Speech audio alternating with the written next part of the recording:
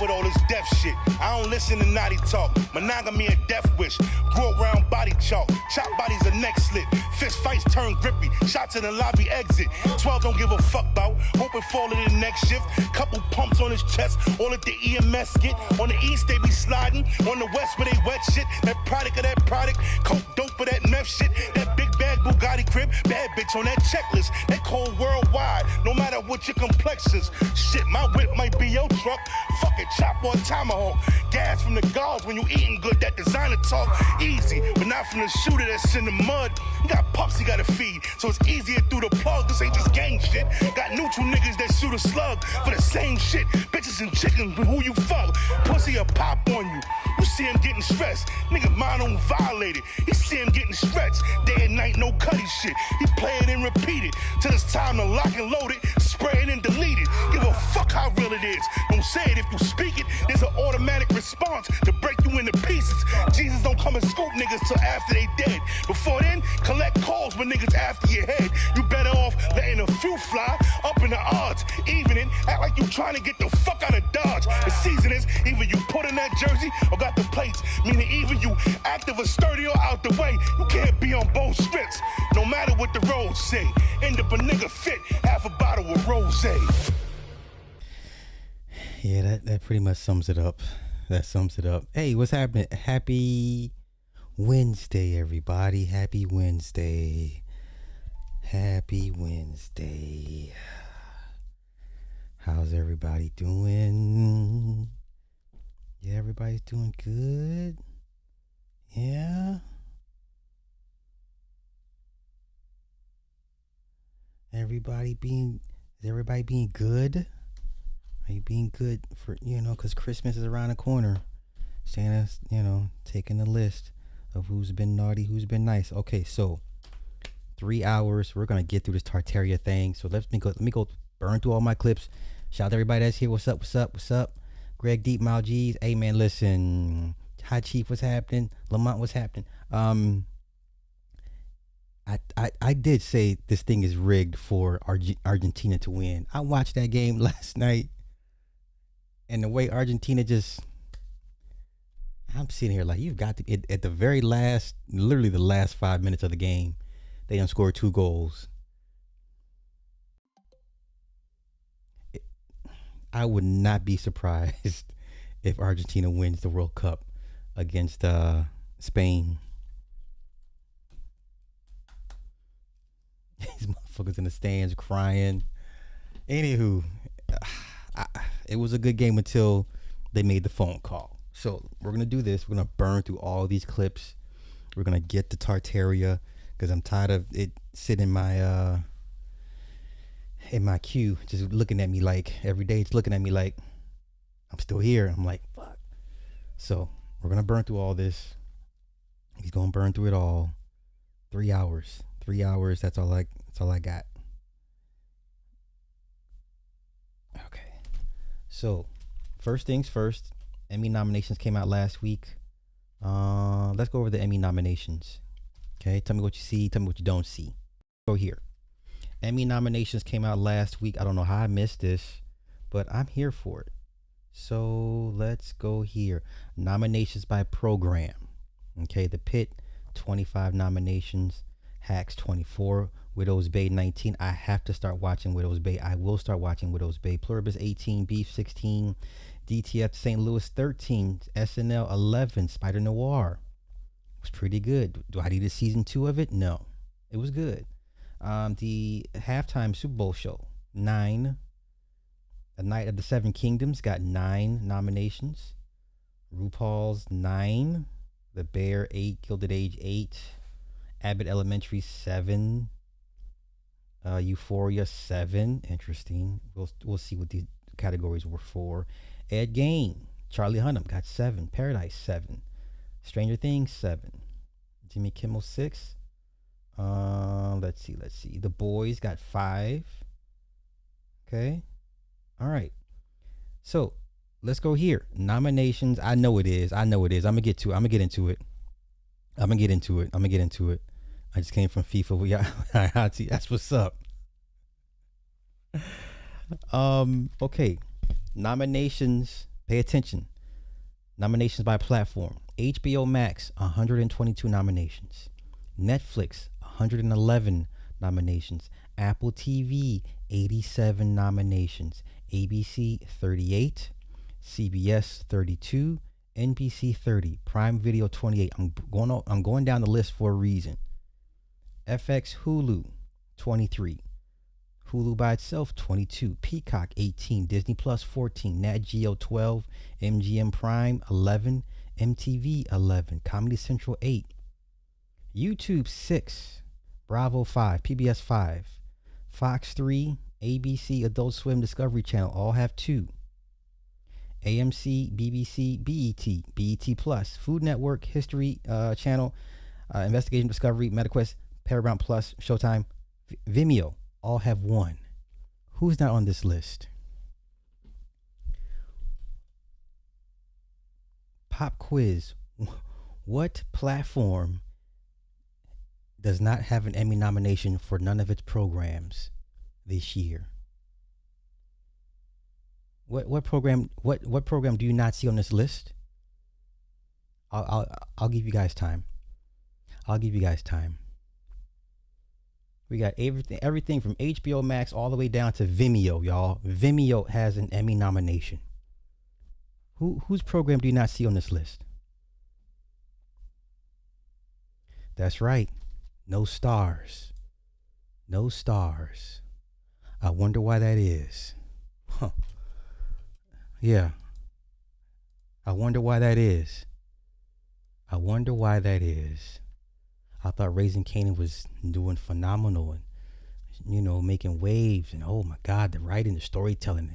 I don't know what I'm talking about. I thought, okay. I just wanted to add that salt in the wound to you power sycophants. Okay. Let's see here.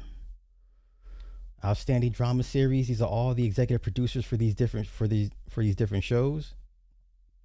Look how many executive producers for The Diplomat on Netflix. 1, 2, 3, 4, 5, 6 executive producers. 2 co-exec producers. That's insane. The Gilded Age on HBO Max. 1, 2, 3, 4, 5, 6 executive producers. 7. 8. No, 8. 8 executive producers. 1 co-exec. A Night of the Seven Kingdoms. Lord have mercy. Look how many pieces, how many slices of this pie is getting cut up. 1, 2, 3, 4, 5, 6. 6 executive producers. 1, 2, 3, 4, 5 co-executive producers. And I'm glad I gave this show a chance, because the first 2 episodes, I was like, this shit is whack. I'm so glad I gave this show a chance. This is a very, very good show. Very slow in the beginning. Paradise, y'all. 1, 2, 3, 4, 5, 7 executive producers. The Pit has 1, 2, 3, 4, 5, 6, 7 executive producers. Pluribus, my God. 1, 2, 3, 4, 5 exec producers. And on and on. Look at this. Slow Horses. 1, 2, 3, 4, 5, 6, 7, 8, 9 executive producers. Cha. Okay, so here we go with the actors nominations. Carrie Coon as Bertha in The Gilded Age. Chase Infinity for The Testaments as Agnes. Kerry Russell for The Diplomat. Rhea Seehorn for Pluribus. Zendaya for Euphoria. Please don't let this bitch win. I'm so tired of. I swear I am. I really am tired of her. Outstanding lead actor in a drama series.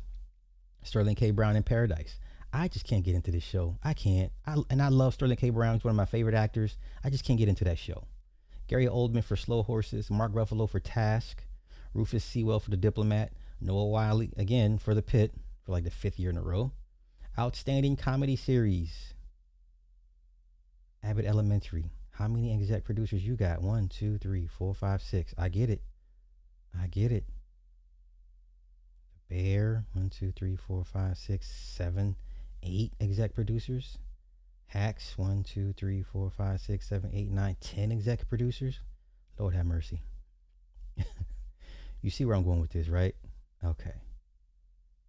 Widow's Bay. 1, 2, 3, 4, 5 exec producers. That's not too bad. Outstanding lead actress in the comedy series. Quinta Brunson of course, is always there. Ayo Idibiri for the Bear. She's that dark skinned African chick, right? Elle Fanning for Margot's Got Money Troubles. Lisa Kudrow for The Comeback. Jean Smart for Hacks. Outstanding lead in a comedy series. Yahya Abdul Mateen for Wonder Man. I have still not have watched this. I have no desires to watch this. For those that I know have watched it, they liked it, but I'm so over anything with extended characters, one-off characters, no-name characters with when it comes to Disney Marvel. I have no desire to watch no goddamn Wonder Man. Steve Carell Rooster, Matthew Reese, Widow's Bay, Jason Segel for Shrinking, Martin Short, Only Murders in the Building. Outstanding limited or anthology series. Once again, I don't see nothing for Power. I could be wrong. Maybe it's down here somewhere. I don't know. I hear good things about Beef. Check out. Oh my goodness. Love Story. 1, 2, 3, 4, 5, 6, 7, 8, 9, 10, 11, 12 executive producers. Good grief almighty. Oh, this one's even worse. DT up to St. Louis. 1, 2, 3, 4, 5, 6, 7, 8, 9, 10, 11, 12, 13 executive producers. Can't make this shit up, people. Outstanding lead actress in a limited or anthology series. Claire Danes, Beast and Me. Sally Field for Remarkably Bright Creatures. Carey Mulligan for Beef. Sarah Pigeon for Love Story. Sarah Snook for All Her Fault.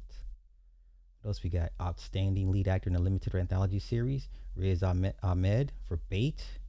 Jason Bateman for Black Rabbit. Yo, him and his sister's career is just night and day. It's almost like Hollywood is trolling this brother and sister combination. I see Justine on Twitter just going in on Hollywood, and this man out here just living his best goddamn Hollywood life. Charlie Hunnam for Monster, the Ed Gein story. Oscar Isaac for Beef.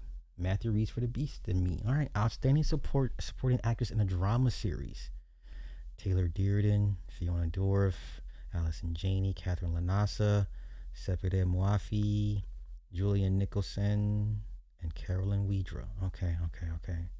Outstanding supporter actor in a drama series. Patrick Ball, Billy Crudup, Sean Hardesty, Joanne Harrell, Jack Lowden, Tom Pelfrey, Carlos Manuel. Okay, outstanding supporting actress in a comedy series. Okay, nobody really stands out to me. Michelle Pfeiffer. Okay, let's continue. Outstanding supporting actor in a comedy series. Coleman Domingo for The Four Seasons. Harrison Ford in Shrinking. Nick Offerman, Stephen Roots, Michael Urie, Tyler James Williams. Okay. Outstanding supporting actress in a limited anthology series or movie. Linda Cardellini, Dakota Fanning, Laurie Metcalf, Joy Sunday, Wu-Tang Clan, Constance Zimmer. Okay. Outstanding supporting. Okay. Jason Bateman again. Richard Gadd, David Harbour, Richard Jenkins, Charles Melton, Nick Offerman. Outstanding variety series. The Daily Show. Okay. Jimmy Kimmel, John Oliver, Stephen Colbert. I wouldn't be surprised if he wins just to stick it to Trump. I would not be surprised if the Academy, they vote for him to win just to stick it to Trump. That'd be a nice little FU. SNL. Outstanding reality competition, Dancing with Stars, RuPaul's Drag Race, Survivor, Top Chef, and The Traitors. Creative Arts Emmys, we don't care about all that. Once again, I don't see no nominations for Stars. I don't see no nominations for Stars. Nothing for Power, because 50 be the first one to tell you if his shit got nominated for an Emmy. Once I go go ask 50, hey, what happened? What happened? What happened? Why no nominations this year? Right? Oh my God, Patina Miller, she kills it as Rock. Yeah, true. But her peers are like, bitch, no, bitch. You play a queen pin that you really. I mean, let's be real. Like we've seen that many times before. Many, many times before. Oh my God, this is a long ass bunch of nominations. Okay, I just wanted to kind of gloat a little bit. No stars, nominations, no nominations for Power. None of the Power series, none of them. The ones that y'all claim are so good. But I know Hollywood is racist. They would never, admit that it's great programming. Sure. Gotcha. I hear you. Let's go here. Some stuff in development. Alan Rickson. He's going to be this guy's going to be the new Stallone, new Schwarzenegger. This is going to be your new 2020s action star. Because all he does is just manly stuff. And people flock to it because that's what people want to see. Nobody wants to see 5-foot women kicking ass. That's not realistic. What's realistic? This man is 6'5", 280. I believe what he does on screen. Okay. So they're doing a movie called Maelstrom. It's let's see. The film follows a federal marshal guarding the fiance of an arms dealer seeking witness protection. Oh, we've seen this before with Schwarzenegger and Vanessa Williams. What was that movie, y'all? They had the rail guns. That's the first time they brought out like the mini rail guns. People were like, "That's not real. They don't have that technology." Okay. What was it called, y'all? Schwarzenegger had to protect Vanessa Williams. Yeah, he was a marshal, and he had to protect Vanessa Williams. What was the name of that movie? Same premise. Events unfold over the course of one evening as a hurricane rolls in, blocking outside communication and preventing reinforcements from arriving. No, not Running Man, dude. No. What the hella wrong, bruh. No. It's one of his more underrated movies.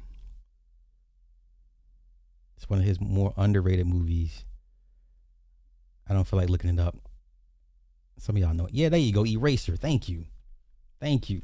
Together, they must fight to survive the onslaught of men working for the arms dealer, as well as the escalating elements of the natural disaster raging outside. Okay, so we got another manly movie with Alan Rickson coming out. This is what people want, truth be told. Okay, all right. What else we got? If you have young children, if you care, you get another Transylvania movie.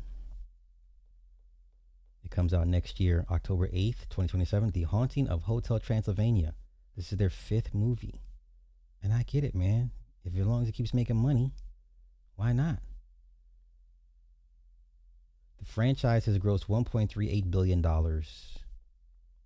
Okay. So in this new installment, Drac has happily settled into retirement while Mavis takes the reins of the legendary Monster Hotel. But when a series of spooky and unexplained happenings send chills through the resort, the Drac Pack embarks on its most spellbinding adventure yet, uncovering the mystery behind the haunting of Hotel Transylvania. Okay. All right. That's cute. What is this? Oh, once again, horror is the way. So we got another Conjuring movie coming out. I'm liking this. Next year, September 2027. Let's see. Yeah, this is in development. The prequel, The Conjuring First Communion. I'm here for it, man. This would be your new Ed and Lorraine. I'm here for it. I'll go see it. Okay.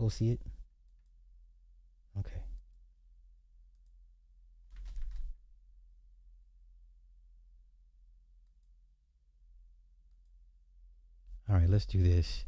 The Batman's been delayed by 4 months. This is the new can't even call it a new teaser trailer. This is the teaser trailer for the delayed Batman 2 coming out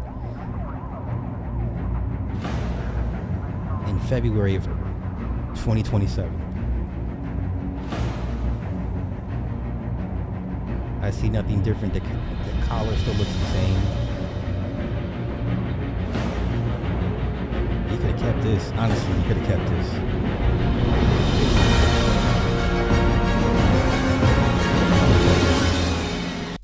Listen, I hate James Gunn. I blame James Gunn for everything related to this movie being delayed for nearly 2 years.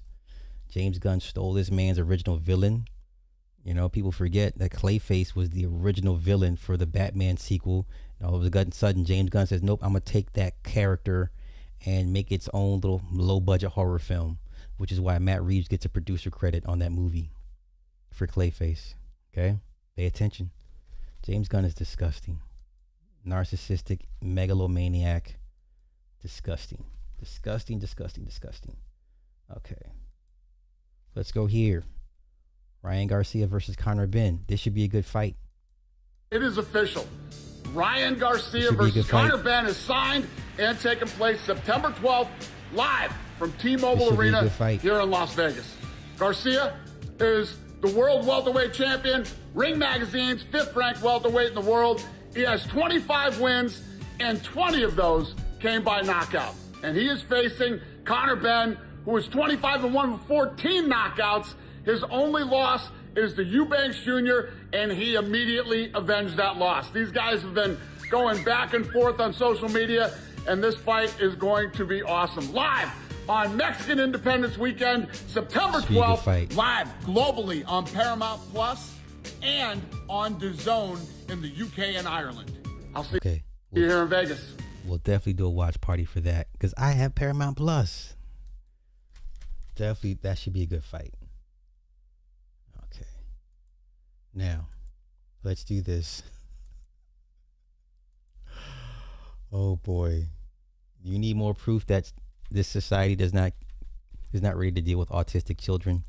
All right, let's go. Let's go. Okay, pay attention. Now, once again, this is how they used to deal with autistic children in 1952. 1952. Pay attention. Good boy. Marty, touch my ear. First step in getting control over Marty was inducing him to imitate simple gestures on demand, like clapping his hands. Marty, clap your hands. Clap your hands. In this teaching booth, we can provide both pleasant, rewarding experiences for the child, as well as somewhat unpleasant experiences.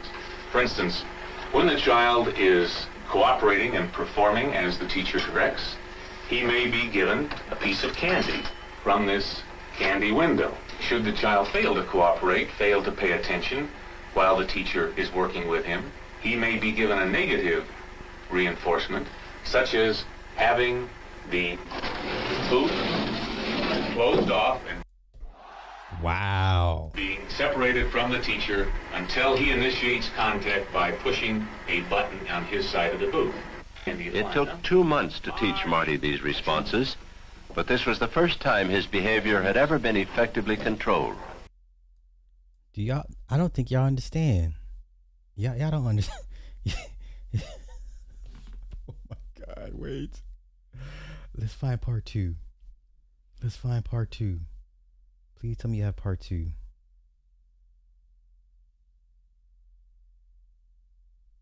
Ma'am, is this it? Let's go. B. Marty. By repeating the sound and offering him a candy reward, he hoped to train Marty to imitate him. He could then try to shape Marty's sound into a real word, but it did not work. If Marty would not vocalize for candy, would he speak up to avoid a punishment, like turning out the lights?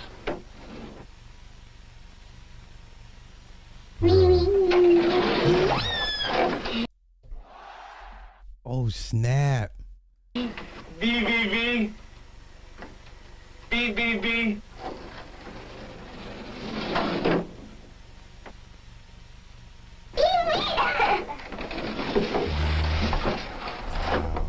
Good boy. Man, listen, psychology in the 30s, 40s, 50s, and 60s was on some underground dungeon.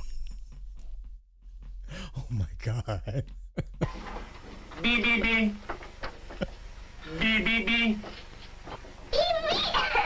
Good. Finally, boy. the candy worked too.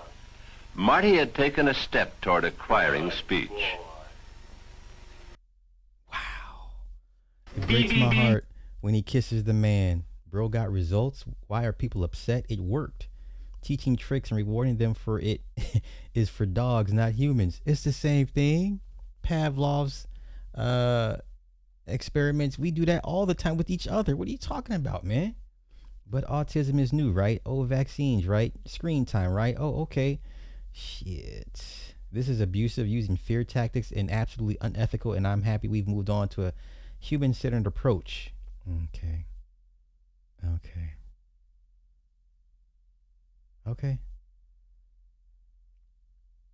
As a behavior analyst of 12 years, these videos are hard to watch. The field is shifting towards assent withdrawal and keeping our clients happy, relaxed, engaged, and connected over being compliant. It's something I have devoted my life to. Yeah, okay. As a SPED teacher, watching this makes me uncomfortable. It's like training a dog to comply. Thank goodness we know better now. Do we? Ma'am, seriously? Everything is reward punishment. Everything is reward punishment. Anywho. Okay, let's continue. BBB. Hey, white man in the 50s. white male psychiatrist and psychologist in the 50s was nothing not to be played with at all. You better do what they're asking you to do. You better do what they're asking you to do. Okay, you need further proof that society doesn't want to deal with these kids? Let's go here. You ready? Our Uber driver pulled up, literally stopped, looked at us, and then drove away. Who wants to be bothered with this? It's not their fault. It's not these people's fault. It's not the child's fault. But once again, society does not want to be bothered. Society is not prepared, nor wants to be prepared to deal with these children. Okay? The Uber said, I'm out. The Uber said, beep, beep, beep. And he spun and he sped out.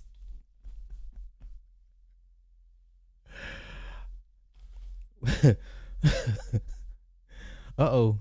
Next time, do a better job and include your child's special accommodations needed in your Uber request. Uber responded, hi, Brittany, this isn't okay and we're sorry this happened. Uber does not tolerate discrimination of any kind. A specialized team is actively investigating and will be in touch. Okay. Uber literally has an assistance option for disabled. Okay. Sounds like you didn't specify with the driver. The driver information is on the app. You expect the driver to accommodate your wheelchair and all the prep work to make sure the car seat is secure. The wheelchair won't cause damage to his vehicle nor get damaged. Then you sue him if your wheelchair broke. That's too much time and too much liability on an independent contractor using his personal car and insurance. He's preaching. You need to order special needs vans for your doctor appointments and transports. Okay. Let's see. What is wrong with these comments? She's mentioned countless times she got the Uber XL and that was plenty of space for the little girl's wheelchair. Uber was wrong and they even know it. Would have done the same. I don't want a pet on my Uber, bruh. I see. I'm just saying, man, ain't nobody trying to deal with this. This is a problem. Okay. All right. People don't want to be bothered. Assets and liabilities, y'all. That's it. That's all. Okay. Now, let's go here to Dubai.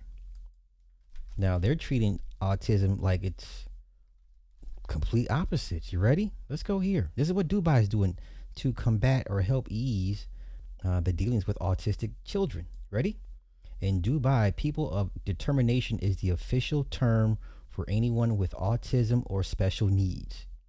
People of determination. The goal is to change how society views people, moving the focus completely away from disability and onto strength, resilience, and ability. I told you, it's the society you're dealing with. Okay, let's continue. Defined by potential. It means people are not defined by a medical condition. Instead, they are recognized for their determination, personality, and potential.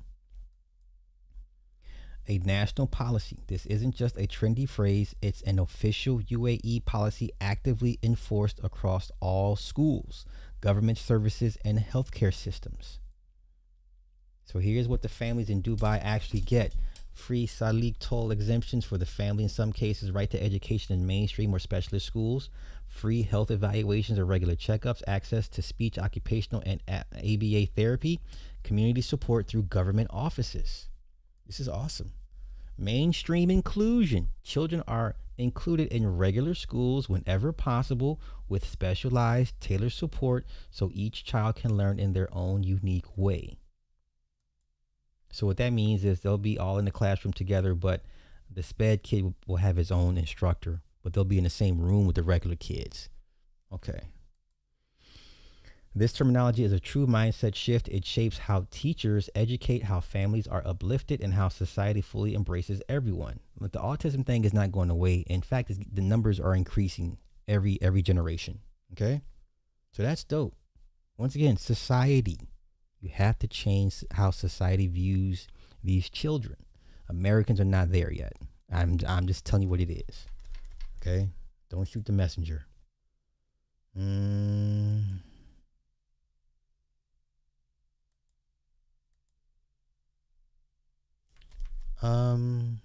Wow, let's go here. This is kind of wild. Ready? This is kind of wild. And she was a PDF file. Because my story is one of generational trauma, I feel like I have to start at the beginning of everything. So I'm going to start with my grandma.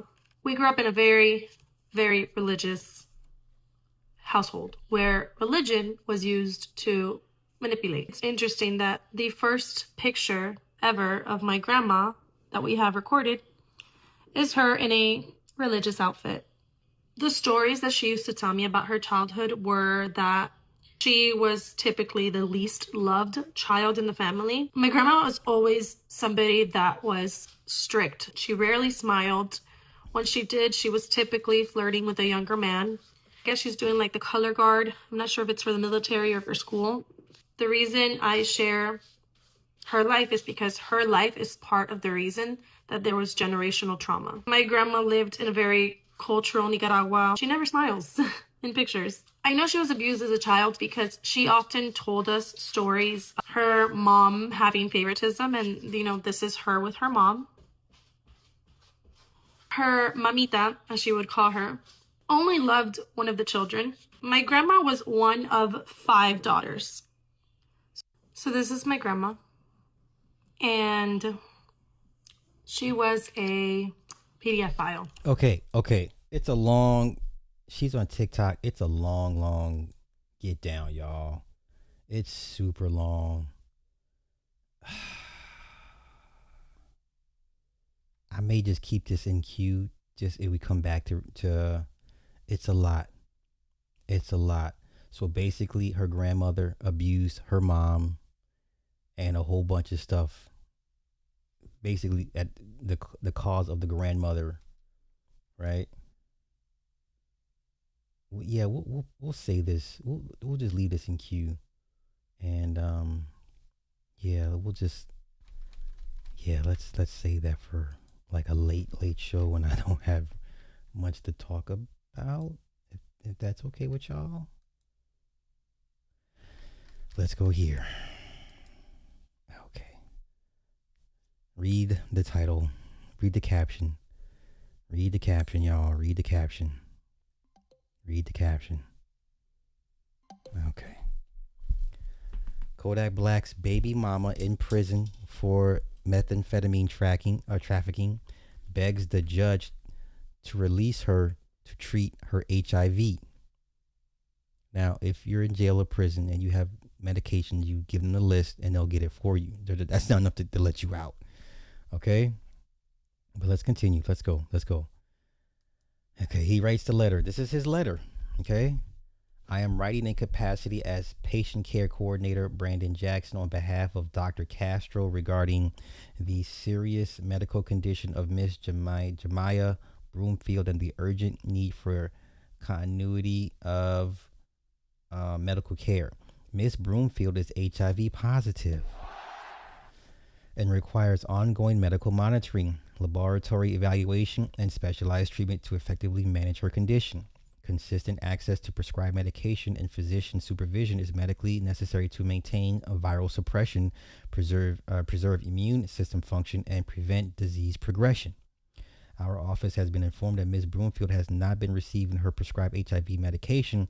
Any interruption in treatment places her at risk of significant medical complications, including deterioration of immune function, increased susceptibility to opportunistic infections, development of treatment resistance, and overall decline in health status.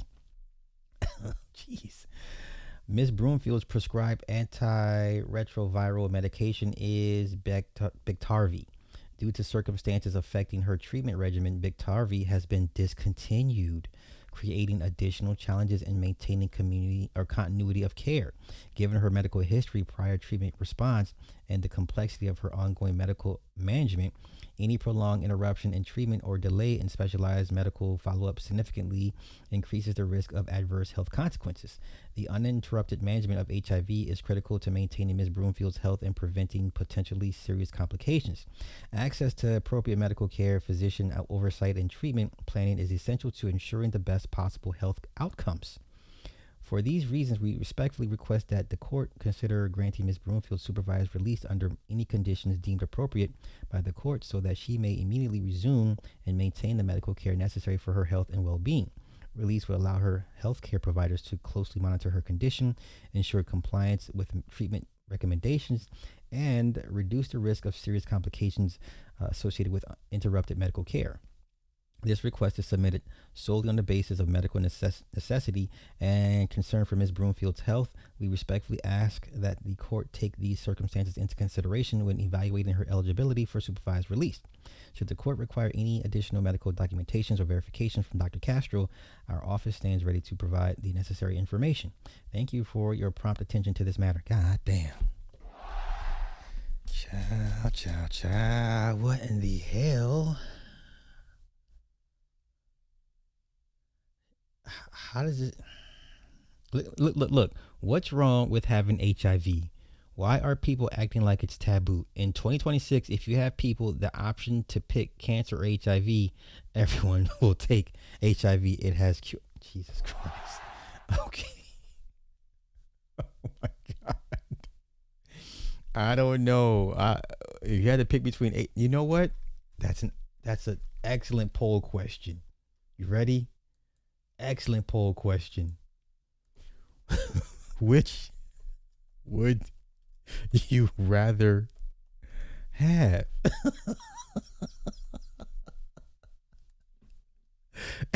HIV or cancer? I don't know. That's kind of crazy, y'all. That's kind of crazy. What are you picking? What are you guys picking? That's kind of crazy. I wouldn't want to. Neither one. That's super wild, right? Okay. So I'm not bugging. Let's go here real quick. Let's go to Twitter. I'm late to this. Surveillance status here. First time ever the city of Long Beach in LA County deployed drones to monitor the skies for residents setting off fireworks. The city says drones will help locate illegal fireworks activities.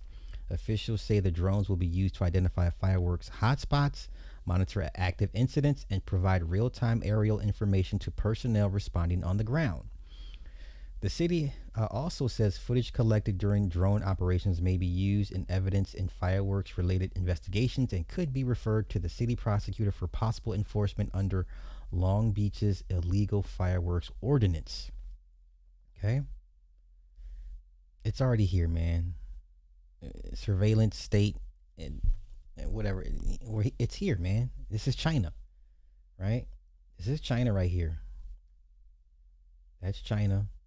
Like, we're not too far from this, right? We're not too far from this. Every day. It uses AI to spot illegal parking, wrong way driving, cars in the emergency lane, speeding, and collects the evidence automatically. And if you're the one doing it, it can talk to you. A voice from the sky telling you to move. this isn't a pilot. Shenzhen runs 17 automated patrol routes. By the end of 2024, these drones had flagged 44,000 traffic incidents. Accident scenes that used to take officers half an hour cleared in about 5 minutes. Honestly, this looks like a deleted scene from Blade Runner, except it's not a movie. It's just Shenzhen on a normal Tuesday. Cyberpunk was supposed to be a warning. Somebody read it as a to-do list. It's already up there, flying. From publicly available sources, this is real. Make of that what you will. Yeah. It's already here, y'all. Okay. It's already here. No.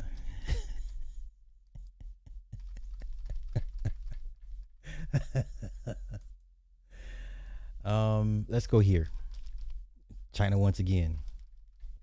200 million Chinese are now gig workers, writers, or live streamers. Youth unemployment is 16.5%. Economists say the real number is 40%. 70,000 delivery writers hold master's degrees. What? That's insane.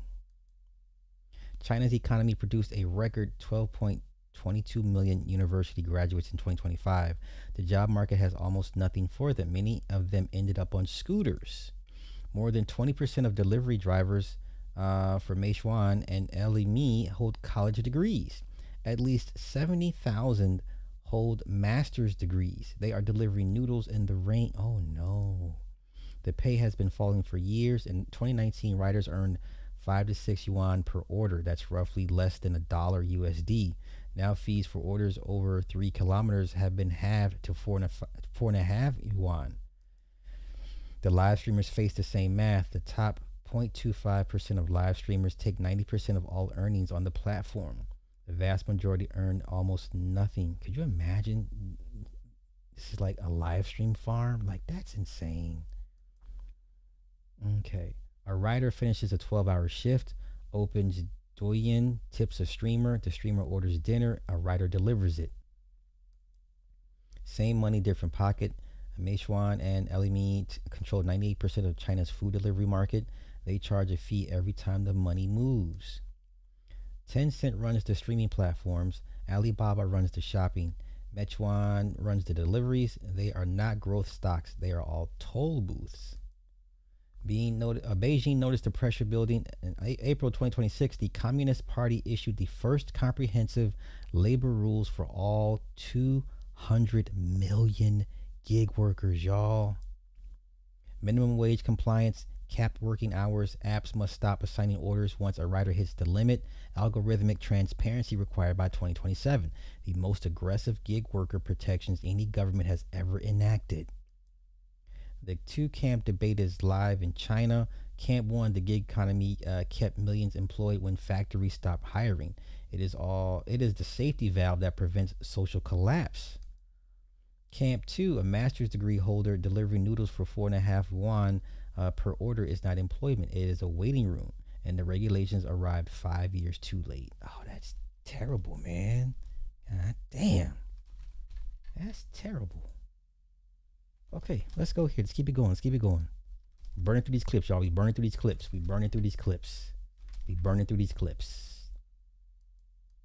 South Africa in 81, I think it was, because I got arrested in South Africa in 81, I think it was, because I played Bob Marley on the air. This was during apartheid, and I didn't know until the police showed up that I had broke the law. I had to escape South Africa. A radio station called 702 Medium Wave was fighting for its life against apartheid and the BBC of South Africa. They thought if they brought myself and Howard Hessman over, I was the only black person on South African television in 80. Only one that wasn't in handcuffs being arrested. So I was quite popular. It was me and Bob Hope in South Africa. We're there and I'm in a little booth. 5,000 people are surrounding us and we're playing music and I'm doing my Venus thing. Somebody walked in and handed the guy something off the AP wire. And the guy gets it and he says, "Oh my goodness, Tim, you should see this." And I pick it up and it said, "Bob Marley has just gone into a coma." Oh man, I said, "Can I play Bob Marley?" And the guy he said, "Yeah." So I take out my cassette and I shoved it in the machine and I had been listening to it on the plane. Right. So wherever I stopped, whatever was playing was going to come out. And out burst one of the most controversial albums, the Zimbabwe album. And the song is "We Are the Survivors, the Black Survivors." Now, this is doing apartheid. What they don't want to hear is black people saying they're the survivors. Right. When that song hit, 5,000 people, black and white, went crazy, screaming, dancing. The place, and this little bubble we're in is now gyrating and hands in the air, and it was just euphoric. And in comes the manager going, "Stop it, stop it, stop it." And he jumps across the desk, grabs the cassette and rips it out of the machine and rips my tape. And I'm going, "What the hell's," And as we're arguing, he says, "No, you got to get out of here.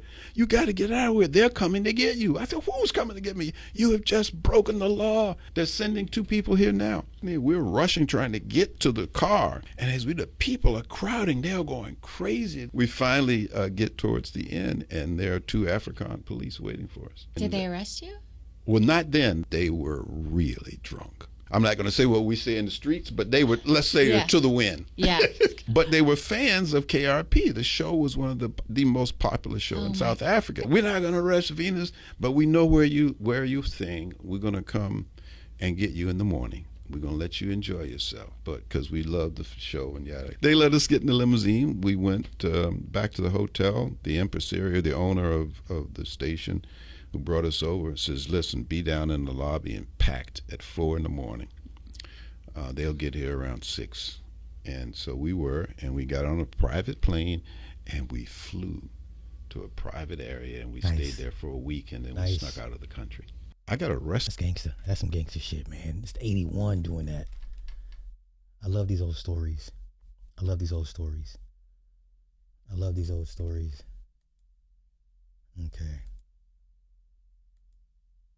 Let's go here. Don't be so quick to stun on people. You never know who has what, right? Don't be so quick to stun on people. Let's go. Oh, hey, this shit, you don't be talking that shit on Instagram. You don't talk shit on What the fuck you talking about? You talking about funky. Shut up, shitty butt. Pay attention. He had to laugh at that word. Pay attention. His butt shitty.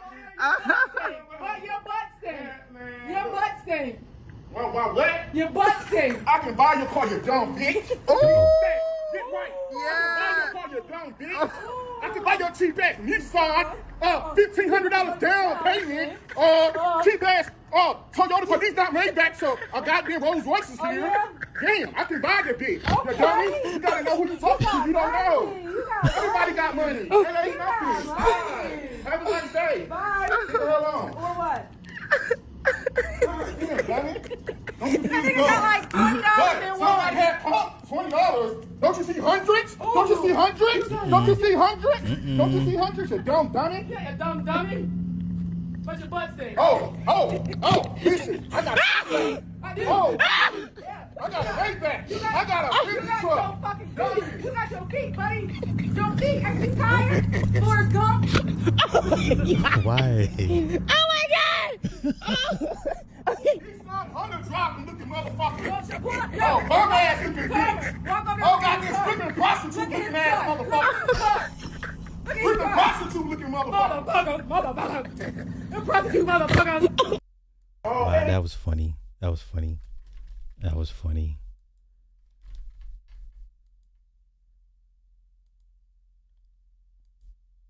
Okay. What is this? What is that? Okay. Once again, pit bulls. Y'all see this? Did anyone see this? The horse, not even a horse and buggy is safe. Hey, come get your dog. Listen. The horse could have stomped this dog to pace. Even the horse didn't want to, off this dog. But the dog, once again, I know it's the dog. It's never the owner. It's okay. Even the dog was holding, even the horse was holding back.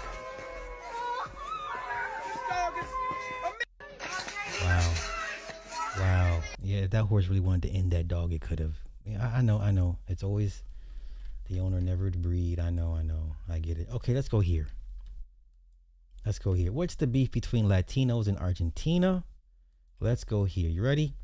Most Latin Americans share indigenous, European, and African ancestry. Spain's colonization was violent. I think the irony tomorrow or next week is Spain versus Argentina.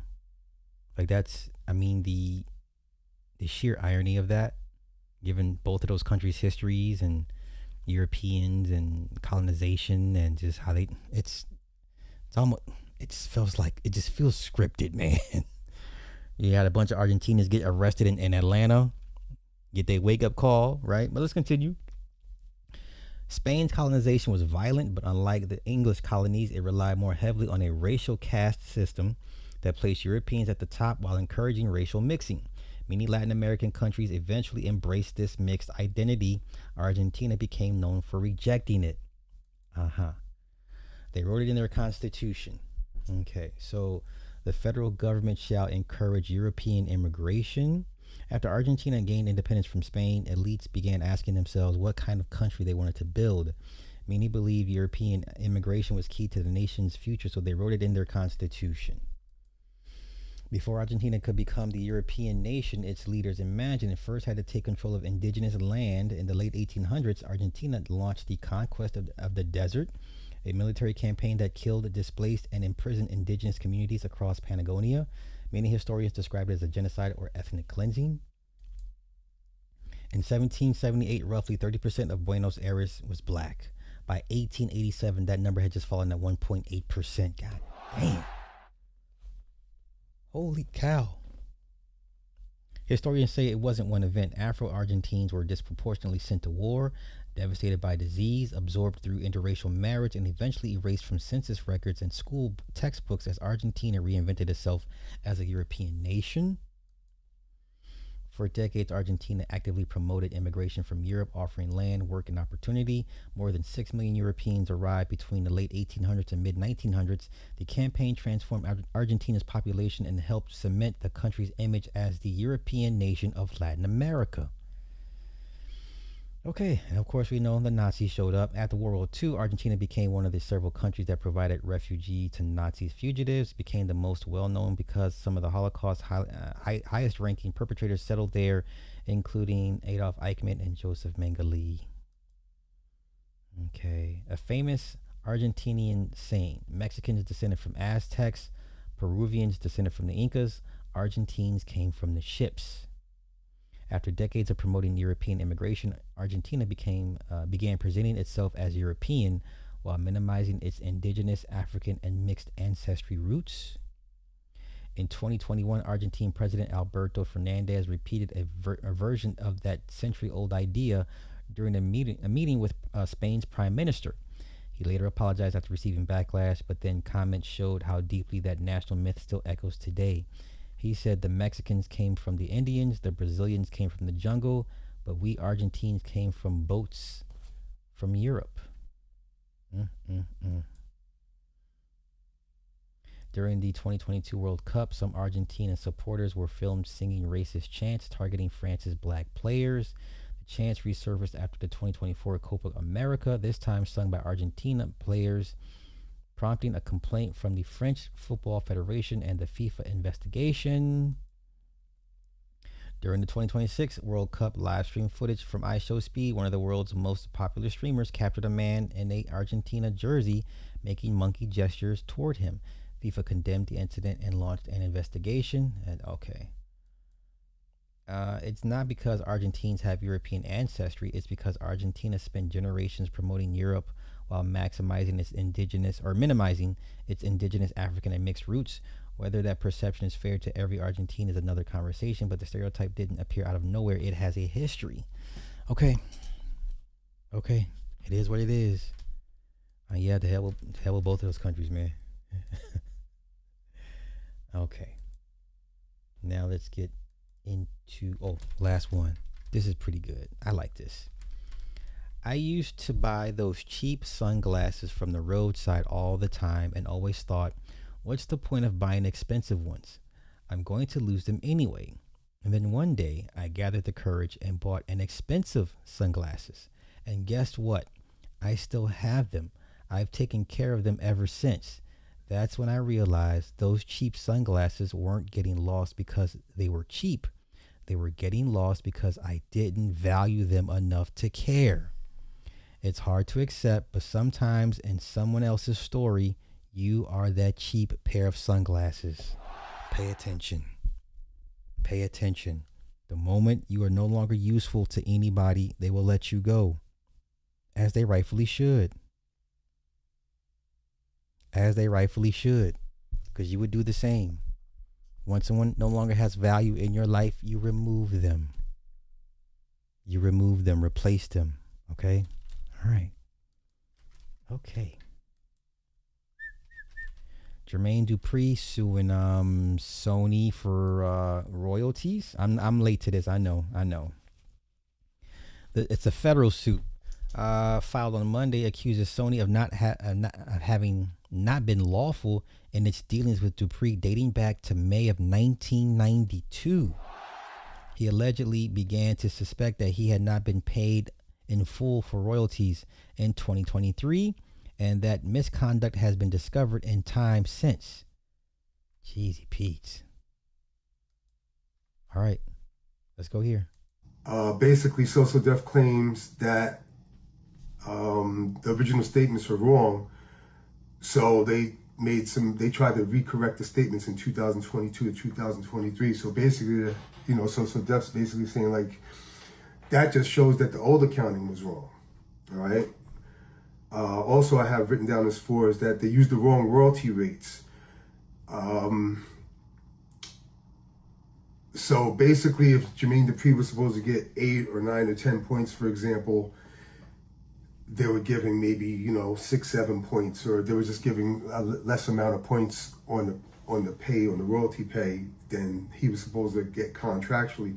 Now, I've been through this before too with a client that I'm not going to mention, but her husband died some years ago. That was a rapper, and in her portal, she was supposed to receive a certain amount of points. I can't really remember, maybe 17 at the time or something like that. But in the portal, she was getting 9, 10 points. It was a lot less of a percent that she was receiving. So we had to audit them, and we worked out the audit and, to get it straightened out. But that's how sloppy it was. That we seen the same issues. I'll just say that. Okay. That's pretty much it in a nutshell. But he filed in federal court, and yes, the timing is very suspicious after Clive Davis had passed on, because he was at that time running Sony Records. But nonetheless, I hope it works out for him. Okay, now let's go ahead and get to.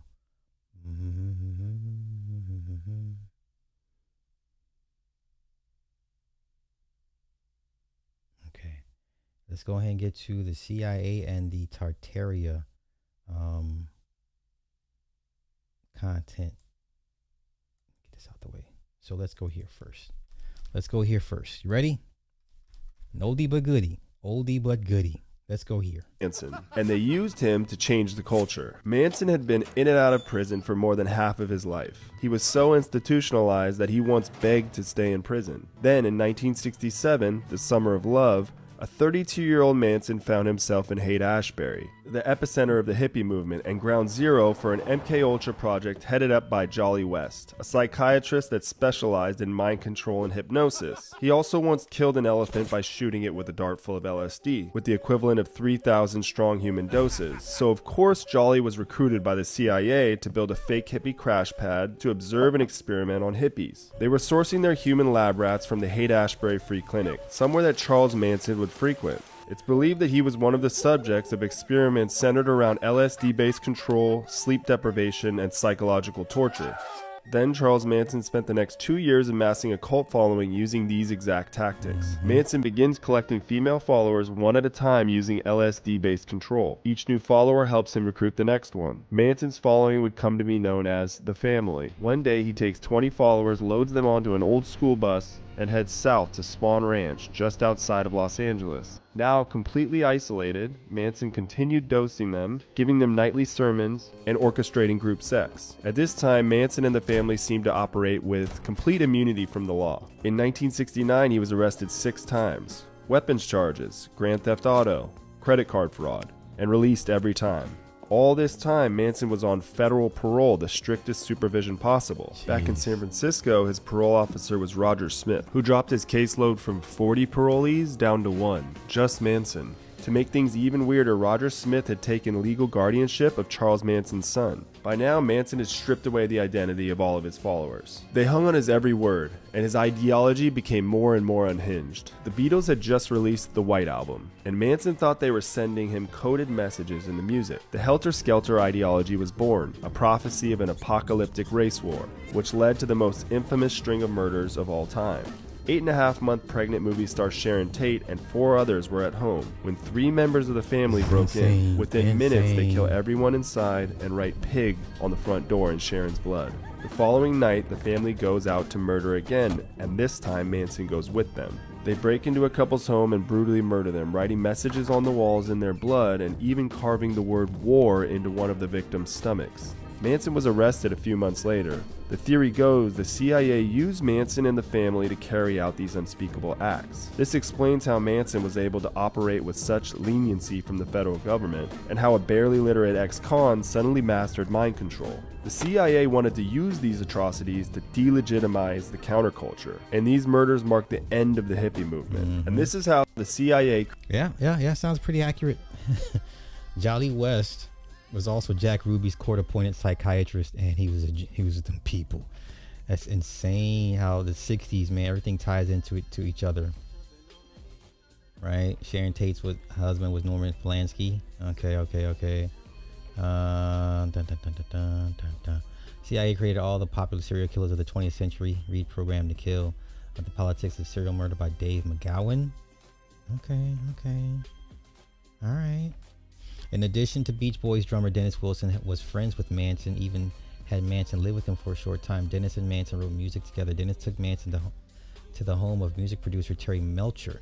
Melcher was not impressed with Manson's music and told him he sucked. Manson sought revenge on Melcher. By the time Manson was ready to kill Melcher in his house, Melcher had moved. Manson knew Melcher moved and knew Sharon Tate had moved in.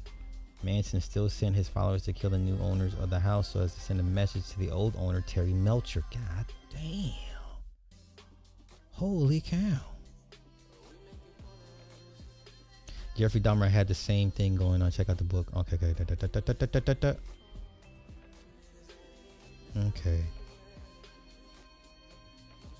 Operation Chaos to dismantle the hippie movement. COINTELPRO is Black Revolutionary Movement. Yeah. Okay.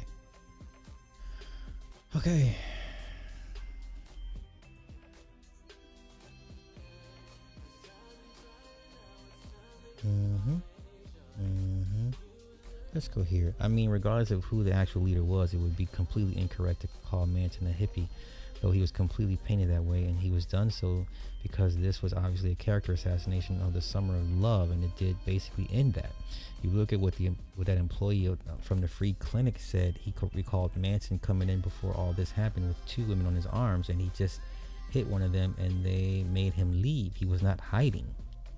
Yet by then, so many Americans had fled to Haight-Ashbury. It was common knowledge, as reported by the people that actually lived in San Francisco, that they could no longer let their pets, their cats, be outdoor animals because they were constantly disappearing, and it was found that all the homeless hippies that had just become addicts were trapping them and eating them. Yeesh. You have to wonder why cults are so popular in the US, LSD or not, because we are naturally led people. There we go. Okay, everyone thinks because they get a basic education they actually know anything, then they go out in the real life and end up prime candidates for cults because they do not have critical thinking skills or really any means to consider actions for themselves. You see it in the current conflicts. We literally have a foreign government occupying our blah blah blah blah. Okay.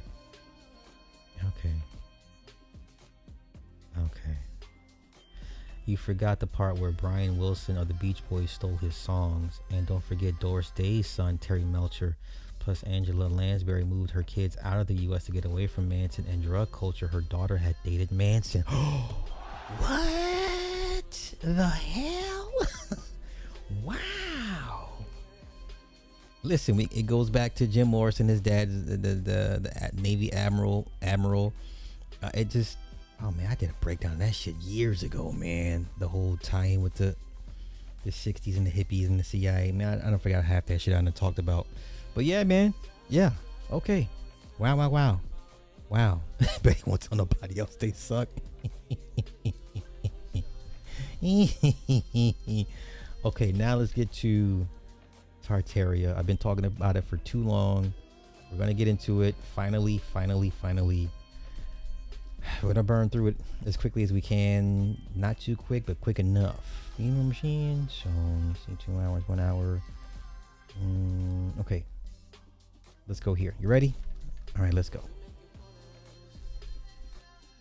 Within the archives of the American Central Intelligence Agency, known worldwide as the CIA, lay hidden a classified document which mentions a country whose name has become but a myth.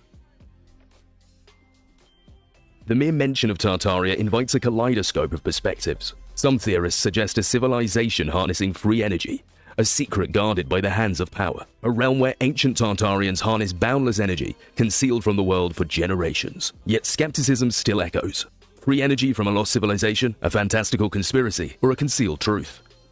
For some, Tartaria remains elusive, a phantom civilization absent from historical records. But what if Tartaria transcends myth?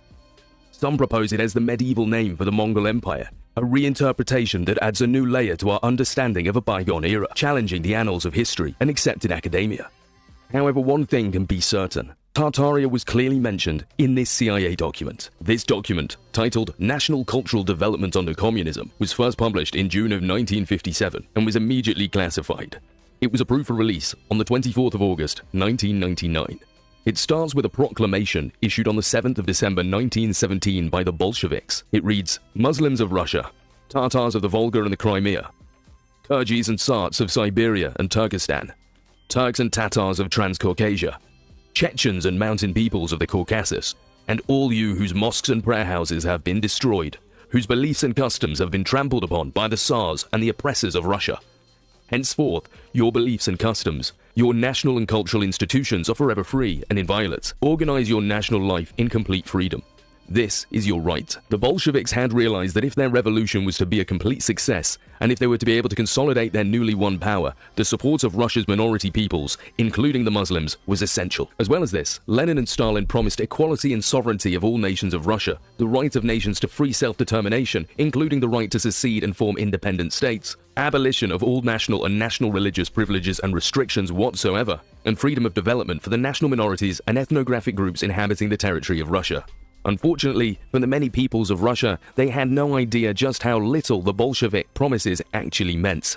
This document further alludes to the many ways in which the communists then suppressed the Muslims and other minorities and minority religious groups within Russia. The history of the communists during the 40 years they have been in power in the Soviet Union shows that self-determination has not been the only subject on which they... Okay, throughout their years of power, and especially since World War II and their propaganda to the peoples of Asia and Africa, the communists have boasted of their success in solving the nationalities problem by building a multinational state in which every nationality is equal and has full opportunity for free national cultural development. A brief examination of the record, however, shows that the permitted opportunity for national cultural development is severely limited where it exists at all, and is in any case without exception so controlled and warped as to serve not the needs and aspirations of the various peoples, but only the interests of the Communist Party and the great Russian chauvinism. Wow. It betrayed both their promises and their alleged doctrine. In the Muslim regions of Russia, Islam was the hearthstone around which the life of its devotees revolved, or rather, did revolve, until the communists violated their promises and made it impossible for Muslims to perform their religious duties. As we've seen, the November 1917 proclamation promised Muslims that they would be free to continue in practice of their faith. A decree on the separation of church from state issued on the 5th of February 1918 declared in Article 3 that every citizen may profess any religion or none. In Article 5 that free practice of religious rights is guaranteed, and in Article 9 that citizens may teach and study religion privately. Once the communists had consolidated their power, they began to reveal their true nature, to violate their earlier promises, and to take repressive acts. Lands belonging to mosques were confiscated by a decree in 1918. Muslim religious brotherhoods were outlawed during the period 1921 to 1922, and a campaign was launched to ridicule Islam and to undermine the influence of the spiritual leaders of the Muslim people. In 1929, measures were enacted that made the active religious life of Islamic worshippers virtually impossible. Islamic leadership was eliminated by the arrest and deportation, if not liquidation, of almost all persons enjoying any religious status. Nearly all village and most city mosques were closed. Religious literature was suppressed through the changing of alphabets, the confiscation of existing religious texts, including the Quran, and the suppression of all publications of a religious nature, and anyone in a responsible position was dismissed if known to be a pious and practicing Muslim. Muslims were to be free to practice their beliefs and customs. That was the Bolshevik promise. In 1917, when the communists came to power, there were 7,000 mosques in European Russia alone, in addition to the unnumbered thousands in Muslim Central Asia, the Caucasus, and Transcaucasia, as well as the Crimea. But in 1942, the communists themselves admitted that there were then only 1,312 mosques in the whole of the Soviet Union. The others had been confiscated and converted into warehouses or stores or otherwise desecrated or allowed to fall into ruin. In Tashkent, for example, where once 300 mosques graced the city before the communists came to power, there were only 20 left. Now you understand when you see all the Dagestan, Turkestan, and Kazakhstan fighters from those regions. They're deeply Muslim, devout Muslims. Samarkand, which formerly had over 100 and was the seat of Tamerlane's Tartarian Empire, had only 17 left, of which only one was permitted to be used. Bukhara, an independent Tartarian city which once boasted of 360 mosques, was also reduced to just one. Alma-Ata, a Muslim town for centuries and the capital of the Muslim Republic of Kazakhstan, had not left one single mosque, nor any to be found in large Muslim centers such as Krasnovodsk, Ashgabat, or Stalinabad. The fact was that the communists condemned and therefore prevented the publication of all Muslim literary works except those few which extol the virtues of Russia and the Russians. The document then goes on to mention Tartaria. Or, let us take the matter of history, which along with religion, language and literature constitute the core of a people's cultural heritage. Here again, the communists have interfered in a shameless manner. For example, on the 9th of August 1944, the Central Committee of the Communist Party, sitting in Moscow, issued a directive ordering the party's Tartar Provincial Committee directive ordering the party's Tartar Provincial Committee to proceed to a scientific revision of the history of Tartaria. Oh, wow.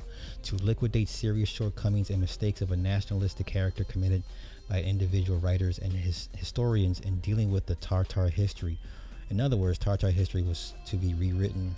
Let us be frank, was to be falsified in order to eliminate references, Great Russian aggressions, and to hide the facts of the real. Wow, that's crazy. To proceed to a scientific revision of the history of Tartaria, to liquidate serious shortcomings and mistakes of a nationalistic character committed by individual writers and historians in dealing with Tartar history. In other words, Tartar history was to be rewritten. Let us be frank, was to be falsified, in order to eliminate references to Great Russian aggressions and to hide the facts of the real course of Tartar-Russian relations. And this was no isolated case. In every Muslim area within the USSR, historians, on orders of the Communist Party, have rewritten history to distort the facts so that the Russians appear always in a good light. Needless to say, histories which present the facts truthfully have been withdrawn and destroyed, so that the present and future generations of Muslims are forever denied the chance of learning the true facts of their nation's past. So in this document, the writer, discussing historical events, has expressed concern about the interference of communists, particularly the Communist Party in the USSR,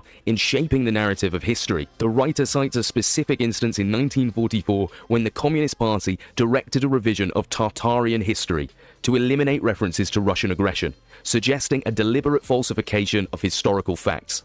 The writer contends that this manipulation of history extends beyond Tartaria to all Muslim areas within the USSR, with the intent to portray Russians favorably. Additionally, the writer notes that truthful historical accounts have been withdrawn and destroyed, preventing present and future generations of Muslims and Tartars alike from learning the genuine facts about their nation's past.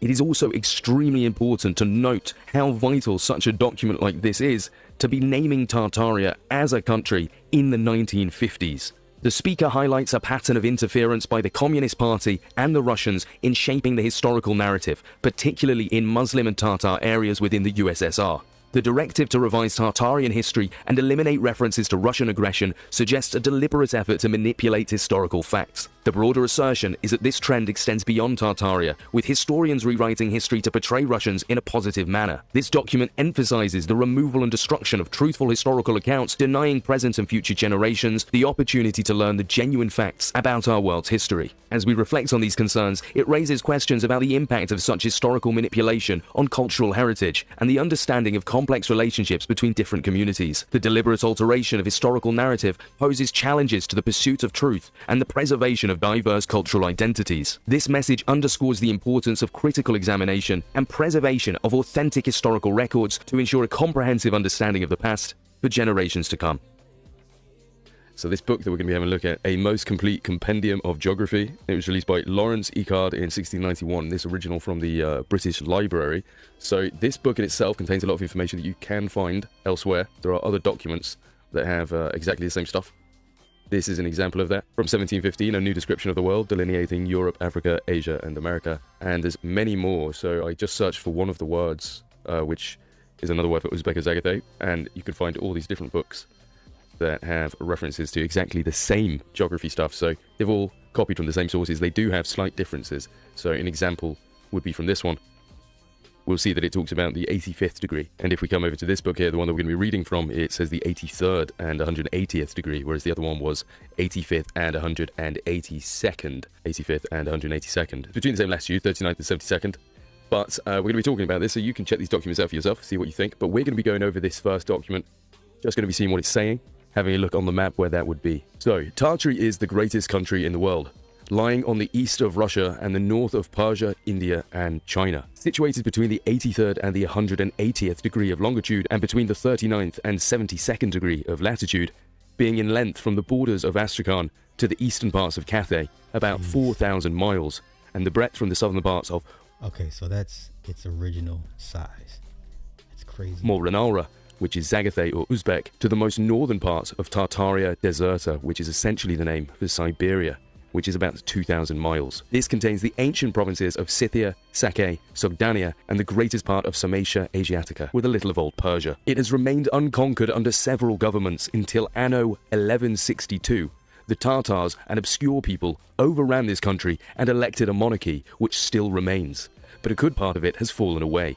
So again, this document was written in 1690. So in 1690, the Tartars still have their monarchy in Tartary, but most of it has fallen away. So that makes sense because in our other videos, we've gone over the Russian or Muscovite conquest of the Tartaria areas. The emperor is called the Great Sham of Tartary, who is also the famous country of China. So it's saying that the Tartars own China in 1691. That would make sense. We know the Tartars retook China in the 1600s. 1644, they officially became the rulers with the Qing dynasty. The Ming dynasty beforehand were having issues. There was a peasants' revolt in Beijing, and at that point, the Mings asked the kings, or the Qings, to come and assist them, and that's when the Qing dynasty moved in. So going back to the document, the emperor is called the Great Sham of Tartary, who has also the famous country of China.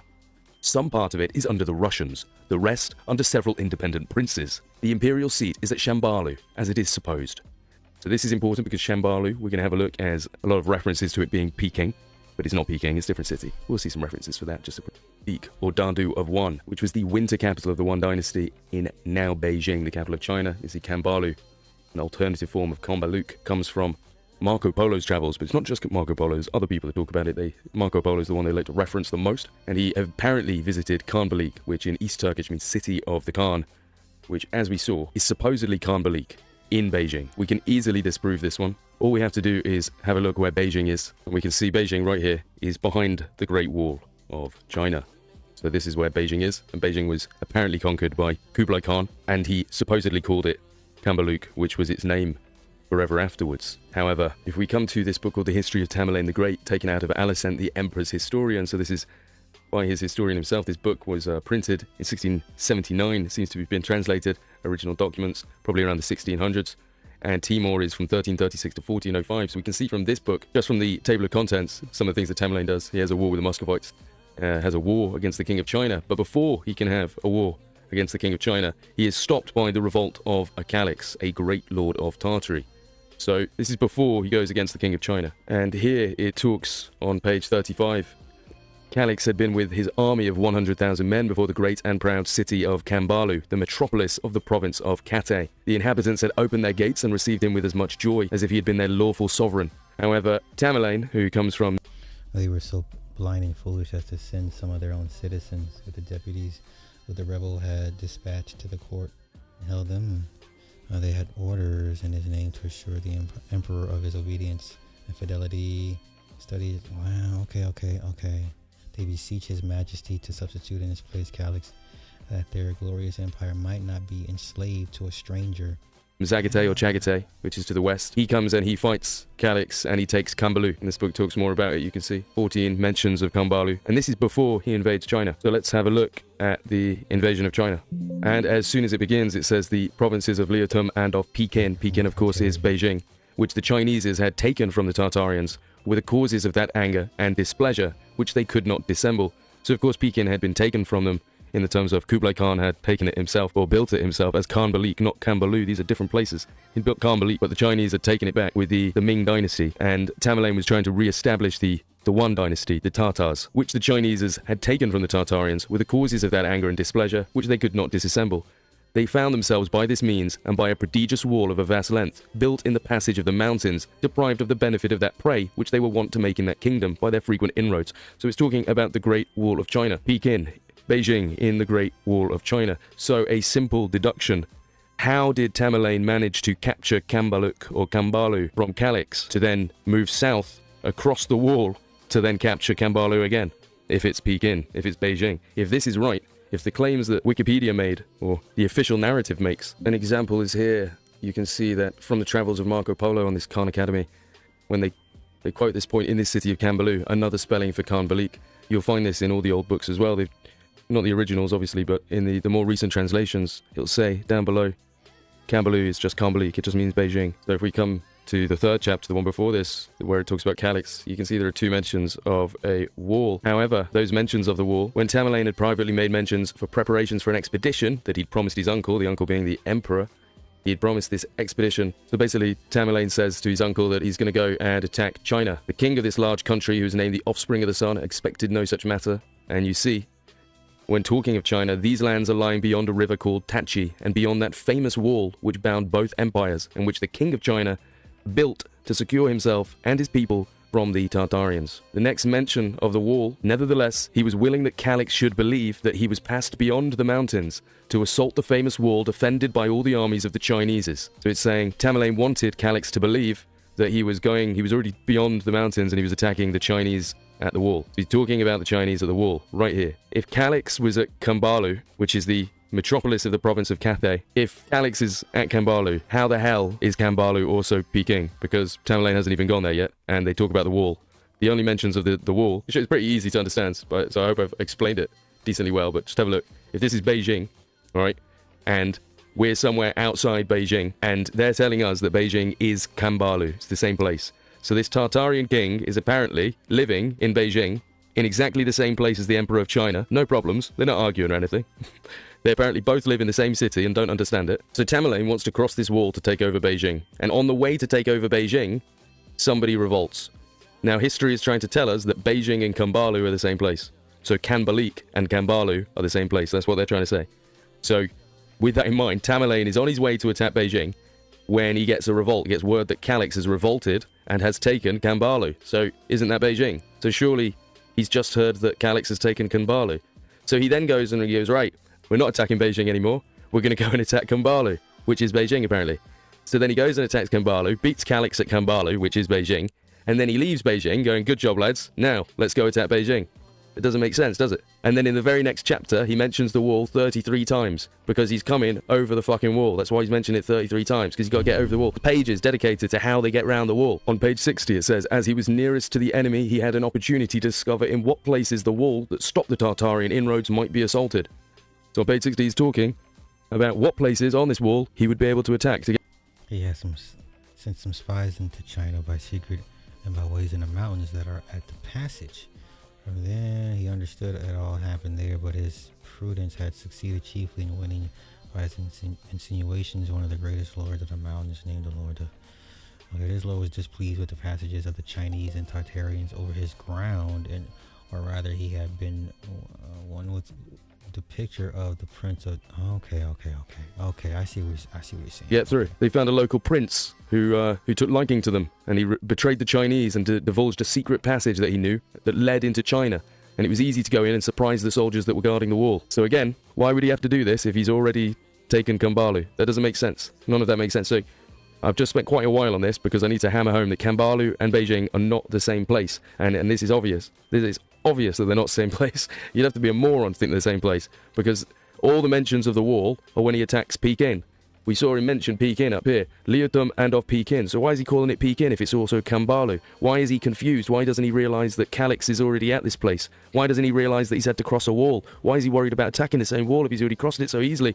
He crossed it so easily apparently he didn't even notice the first time. That doesn't make sense. So, Kambalu and Khan Balik are two very different places. Khan Balik is Beijing, yes, as in Khan Balik. Kambalu, that's a different place entirely.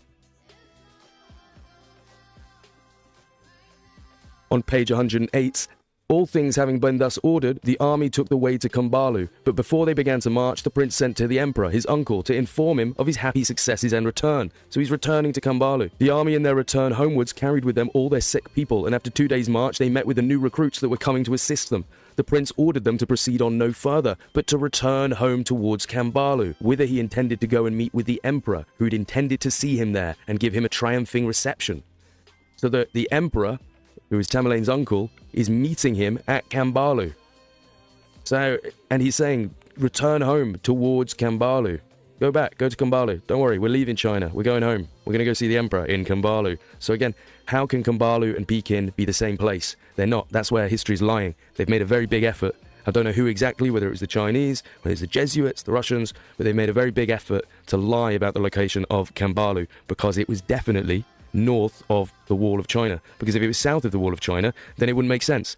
If Kambalu was south of the Wall of China, then Tamerlane never would have had to bother. Okay, I get what he's saying. He's spending too much time on it for me. I get it. I agree with him. Okay, let's go. The reason that's out in the ocean is because, obviously, north to south, they're trying to get every bit in. But they did a very good job when you consider 1690. They got this is the top one here. That will be the one in the ocean. This one here, down in the middle of the desert. And obviously it goes all the way up to the northern border. So these are the coordinates that were given in that book. And this is the area that it says is Tartary. Oh shit, that's big. That's big. That's like Atlanta's big. That's pretty fucking big. It says that it's on the east of Russia. So obviously Russia over here. But this is where it does get a little bit confusing, because Russia was owning big chunks of this at this point, and they were moving in this way. And as well, by 1690, the Russians had conquered all the way up to here. So 1690, the Russians had actually conquered all of this. So Tartaria and its exact location around about the time of this document is very debatable, because in 1689, we had the Treaty of Nechinsk, which saw Russia take all the land up to this border here, which was the Amur River, and they got everything on this side. And the Tartars, the Qing dynasty, they were in here. So that gives us more evidence that Kambalu was probably somewhere around here in the Manchuria area, or possibly around here somewhere, but definitely around here. Now, if we take the 4,000 miles it gave from Astrakhan, because Astrakhan was part of the Tartarian area, so this is Tartaria Minor in Ukraine. This is the original Tartarian areas around Kazan, because this is actually where you'll find the Republic of Tatarstan, also known as Tartaria, right there. He's trying to take us over to the one in Romania. Yeah, that's another thing with the Tartarian tablets. Look at that another day. But you've got the Republic of Tatarstan. This area was officially known as Tartaria, without the R, the Tartaria. So from Astrakhan all the way up to the borders of Cathay, which is here, and we'll discuss Cathay as well briefly. Cathay is another thing that's been twisted. So Cathay, they'll tell you, is North China, and the Manji is South China. So as Wikipedia will tell us, Cathay is a historical name for China that was used in Europe. During the early modern period, the term Cathay initially evolved as a term referring to what is now northern China, completely separate and distinct from China, which was a reference to southern China. So they try and say that it's North China and South China, but it's a little bit more than that. The Cathay region is the area beyond the Great Wall, so it's the area north of the Great Wall. Everywhere south of the Great Wall is the Manji. They're the Chinese. So, and well, there's a debate on Manji becoming Manchurians. So there is that. But Manji is the south of the wall, and Cathay is north. We'll have a look at some of the pictures, and you'll see This one's interesting, by the way. I won't talk about it, but it's got Antichrist and Gog Magog here. It's flipped upside down, so this is north. But we'll have a look, for example, on... Well, this map is a 1570 map. It's not a great one. China's down here. Cathay is here. So it's a little bit... That will be more north, because obviously follow the curvature that is added on. So from China, that is actually north. Then you can see on this map, you've got a similar thing. This says Manji down here, and the Cathay region up here. So we'll find one with a wall, because the wall is... Here we go. So that... We can see up here, China is listed as China, and this is the Great Wall here following the mountains, and Cathay is north of the Great Wall. Now this is important because we have Peking down south of the Great Wall. So Peking is right here, and up here is actually where we have Kambalu. So that's quite hard to see, but that's Kambalu up there. Poor image. I could get a better one up. I probably should do. Go on, just for you.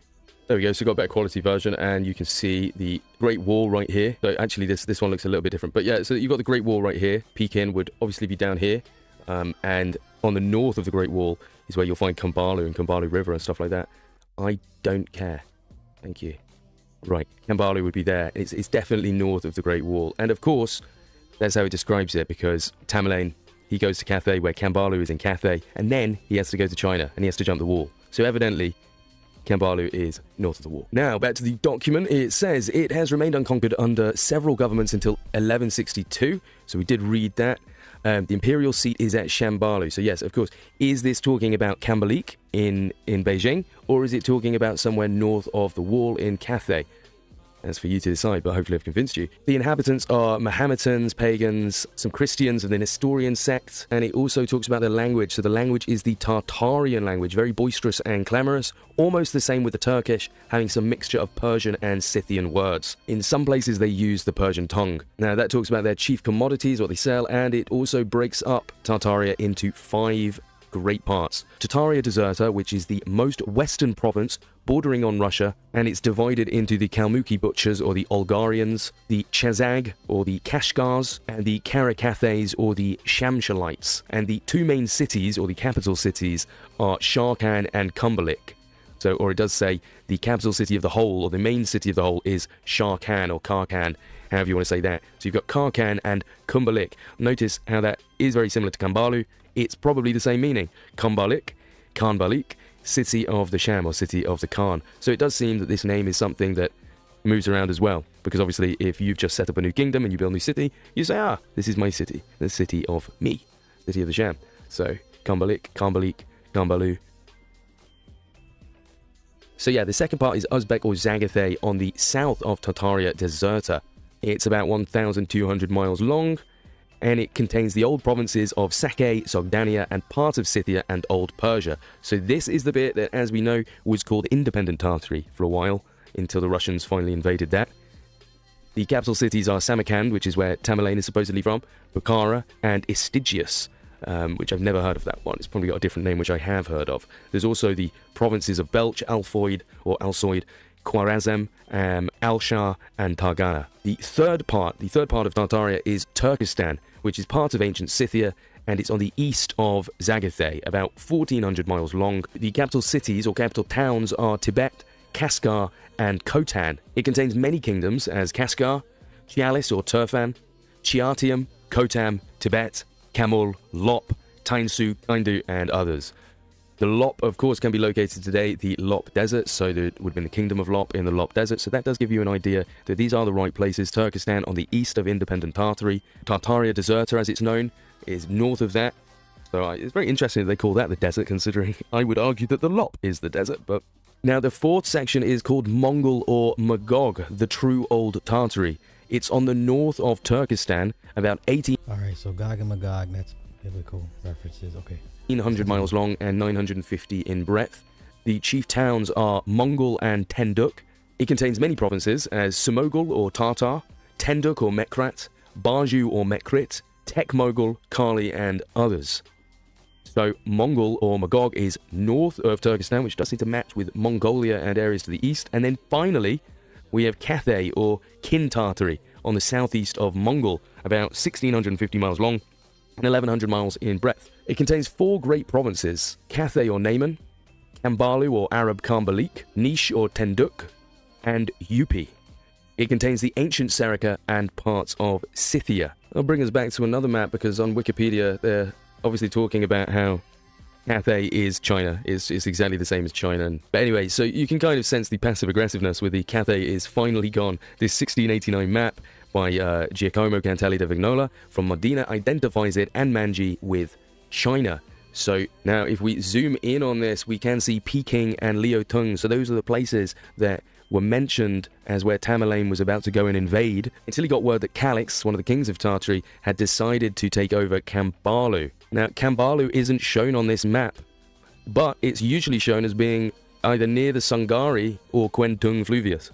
So it's still in this region. So even though Cathay is gone, it's still here. It's not China. It's still south of the wall. I mean, it became China, as in they invaded China. So it's one of these things where it's a confusion, but they've also purposely tried to do it. Now, you'll notice over here is the Yupi that was just mentioned, the Tartari de Yupi. So we just heard about the Yupi people, and they're over here on the right.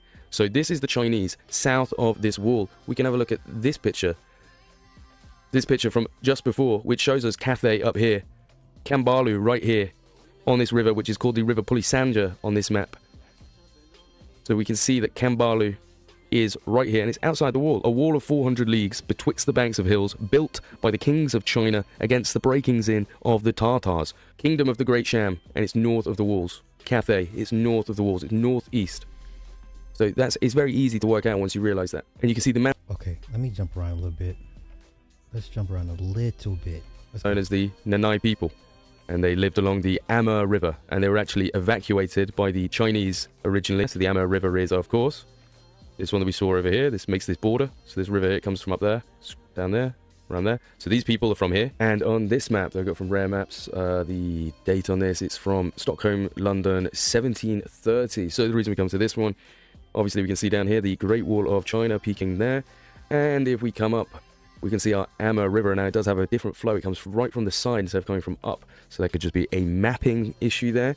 Or maybe it did actually flow a bit differently a few hundred years ago. But we can see UP Tartaros down here. So that matches that map that we just saw, which is up here, Tartary to UP. So the UP is around this corner. Cathay is right here, just beyond this wall. So have a look at the wall. Cathay, the UPs are going to be up here. So having a look at this here, again, we've got the Great Wall of China around here, the UPs around here. So where do we think Cathay is going to be? Around here somewhere, isn't it? This will be the Cathay region. So we can assume that Kambalu, the proper Kambalu, not Kambalik, proper Kambalu, was around here somewhere, with a Christian kingdom till for only 60 years. Supposedly set up by Prester John, or maybe even Didymus Thomas himself, although I think if it was Didymus Thomas, he'd be about 1,200 years late. Okay. The geography is cool. I kind of want to get into the actual, all the technological stuff. Tartaria hand. Let's continue. Let's jump around a bit. Okay, For collecting money from everyone.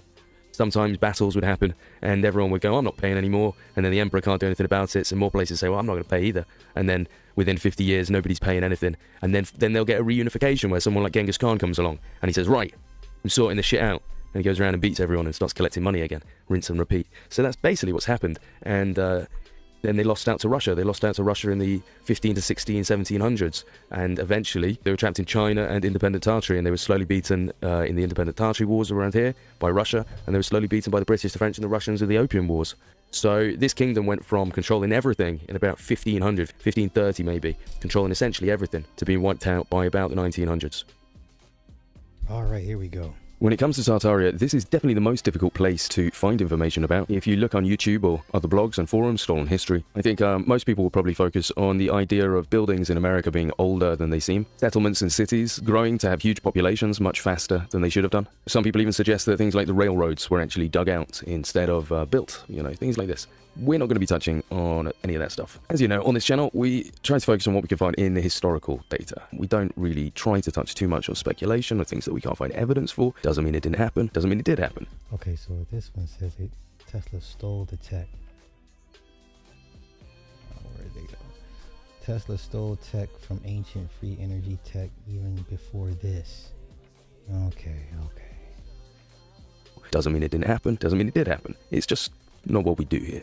We don't do that here. We look for things that we can actually find evidence for, and then we talk about that. If you want to speculate on what might have happened as a result, or the consequences, then that's up to you. But we talk about what we can find, and this is something that, like I say, I have avoided for quite a while, because the information out there is just so little, and I didn't want to provide something to you guys that was fantastical without being able to back any of it up. So, for example, on Stolen History, on their main article about Tartaria that was posted a good few years ago now, I think about 2020, one of my first videos was actually on this, but I ended up deleting it because at the time I really didn't have much knowledge on Tartaria, so I ended up deleting it because they do make a lot of mistakes in this, I must be honest. They do sometimes give you some good information, don't get me wrong, and definitely good sources and links. But yeah, anyway, so coming from Stolen History, this was their biggest article about Tartaria, and they made the claim in this map of 1652 that Tartary appears to have control over North America. And I'm not 100% sure on what the basis for that claim actually is. I've brought up the high quality of the map.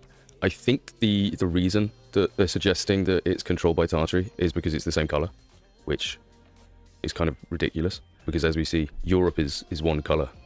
South America is the same colour, so are they trying to suggest that Europe and South America are the same team? I'm not really sure.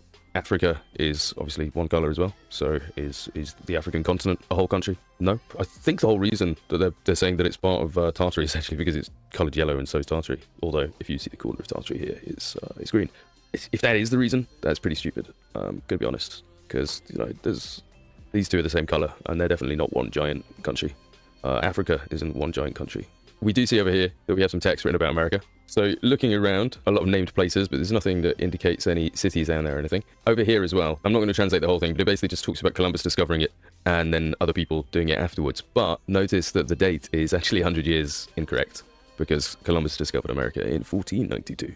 Rather curious, isn't it? They seem to make that mistake. Got it out by a whole 100 years. Going back to Stolen History, don't worry, by the way, I will be showing you some decent evidence that could suggest that these things are different. Just going through this first. And then the other thing that they mention on American Tartary is, they do say the jury is still out on this, but there are some indicators that Tartary was present in the North American continent as well. There obviously are no official historical accounts, but some bits and pieces of info suggest just that. You know, it goes against what they said before about that map seemingly showing the whole of North America being under Tartarian control, because it's just kind of ridiculous. But we're going to talk about the reality of it, because that's a bit of a nutcase claim, but we're going to talk about the reality. So the main things that they go off is this person that you may or may not have heard of called King Tartarax. And then there's also this map here, and it provides this source here from this book for the text. I wanted to see the map, because the map and the text are separate. He's just stuck the text over and he hasn't provided a source for the map. So what we'll do is we'll have a look at that text itself. And this book is by Uzziah Priest from 1834. It's called American Antiquities and Discovery. We're going to come back to this book shortly, because there's something else that connects with it that I want to bring up first, because this goes into detail on that. So first we're going to have a look at a map. And whilst it's not quite the same, we can see with this one that we're trying to find that's got pink on this side, the green here and the yellow down here, and Hispania Nova. It's a similar thing. Hispania Nova here, you can see this area here. So maybe it's trying to suggest that this area is its own region. I think they're trying to suggest that this is Tartaria, and then obviously the Spanish come down here and the Europeans have come over from this side. So I think that's what they're trying to suggest, is that this is Tartarian. This map as well has a very similar thing going on about it. Once again, 1492, so they've got it correct on this map. But you can see that they've got this place called Quivera, which is connected to Tartarax, which we're going to talk about shortly. But yeah, it is, again, similar thing. Hispania Nova, this side here where we think the Europeans have come in, and then this, which is what they're suggesting, is the Tartarian sections. So it definitely wasn't control over the whole North American region. I think, if anything, it will have been the West Coast. It is actually important to remember that That's bigger than the West Coast, because then this has to be Lake Michigan. So this is Illinois, Indiana, Ohio, Iowa, Nebraska, and then you go down, and then Illinois, Missouri, and then Kentucky, Tennessee, and then, okay, so you got the East Coast. That's a funky looking map. But if it's going off what it looks like, okay, it's Latin America. This is the southern states, because that's what we Florida. This is a very messed up drawn map. This is definitely the East Coast, right? That's definitely Lake Michigan. Okay, let's continue. The main migrations of Native Americans are actually from Asia. The thing is, though, the official history will tell you looking at this haplogroup map here, that they came over 10,000 years ago, 20,000 years ago, 30,000 years ago. I think the most recent ones they'll say is about 4,000 or 5,000 years ago, but anything after that they say it didn't happen, which is curious. Why were people able to cross these oceans 5,000 years ago, but they weren't able to do it 1,000 years ago? The original idea behind it is the frozen land bridge theory, that they were able to cross over the Bering Strait and then move south from there. Then you've also got them sailing around these islands up to Kamchatka and then going across that way, but that it also can fit in with the land bridge theory because of the lower water levels are 150 meters lower at one point. But then we have this one down here, which is evidently a water crossing, and they admit that 5,000 years ago people did cross over to America on boats. So King Tartarax essentially comes from this story to do with our Spanish adventurers that were looking for gold. This man here, Francisco Vasquez de Coronado, and essentially what he was having a look for the 7 cities of Cibola, the 7 cities here. And the 7 cities corresponded to El Dorado, Paititi, City of the Caesars, Lake Parima, Manoa, Antilia, and Quivera. Today it's located around the Arkansas River in central Kansas, that's what they say anyway, and it was not a city of gold, and it was just a community of Wichita people. That's the official thing. So where do the stories come from? Well, from one of the historians, one of the expeditions, it says, in the year 1530, Nuno de Guzman, who was president of New Spain, had in his possession an Indian, one of the natives of the valley of Oxtixapa, who was called Tejo by the Spaniards. This Indian said he was the son of a trader who was dead, but that when he was a little boy, his father had gone into the back country with fine feathers to trade for ornaments, and that when he came back, he brought a large amount of gold and silver, of which there is a good deal in that country. He went with him once or twice and saw some very large villages, which he compared to Mexico and its environment. He had seen 7 very large towns which had their streets of silver workers. And there were also reports given by 4 shipwrecked survivors of the failed Narvaez expedition, which included this fellow here. And I saw some of black folk. Okay, reports given by the 4 shipwrecked survivors of the failed Narvaez expedition, which included Alvar Nunez Cabeza de Vaca and a black Moorish slave named Esteban Dorantes, or Estevanica, eventually returning to New Spain. Everywhere all at once. Interesting. He had seen 7 very large towns which had their streets of silver workers. And there were also reports given by 4 shipwrecked survivors of the failed Narvaez expedition, which included this fellow here, another Spanish explorer, as well as a Moorish slave named Esteban Dorantes. And when they returned to New Spain, the adventurers said that they'd heard stories from the natives about cities with great and limitless riches. So when we talk about the lost cities of gold, this is definitely connected. And of course, the official history is that when Coronado and his other adventurers arrived at Cibola in 1540, they couldn't find any gold, and it turned out all the stories had been made up. See from this map here of the Coronado expedition, we can see where he supposedly went and where he found out that it was all nonsense. The forum also provides a load of other pictures that show Quivera in its different locations that we're just going to have a quick peek at. This one here showing it on this corner. Here again, it reminds us that 1492 Christopher Columbus discovered America. Some of these are pretty bad quality, but again, it's over on this left-hand side. You can see they did believe it to be somewhere called the Anian Strait, so that's what they called the Bering Strait before, and they believed it was a lot more south than it actually is. But interestingly, which kind of goes against this whole notion, if you read this here, it says the indigenous of this region, after the manner of the Tartars, live in tents, having no cities. One more showing Quivera on the left, 1492 again, so it's quite interesting that one thought it was 1592. I should probably let it go, but another one here, and again, this one says a similar thing in the corner. Here the people in groups through the plains, in company in that way, in tents, after the manner of the Tartars, and they lead a rustic life. So pretty poor English there, but basically the people here, they live in groups, and just like the Tartars, they live in tents and lead a nomadic lifestyle.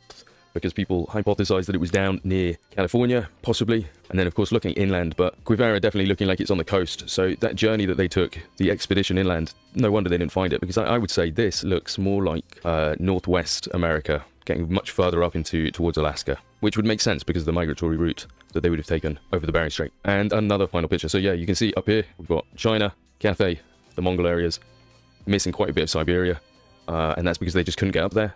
Don't forget, the Russians didn't make it to the edge of Kamchatka till about 1690. It was only after 1690 that you're ever going to see a map showing Kamchatka properly. By the official history, anyway.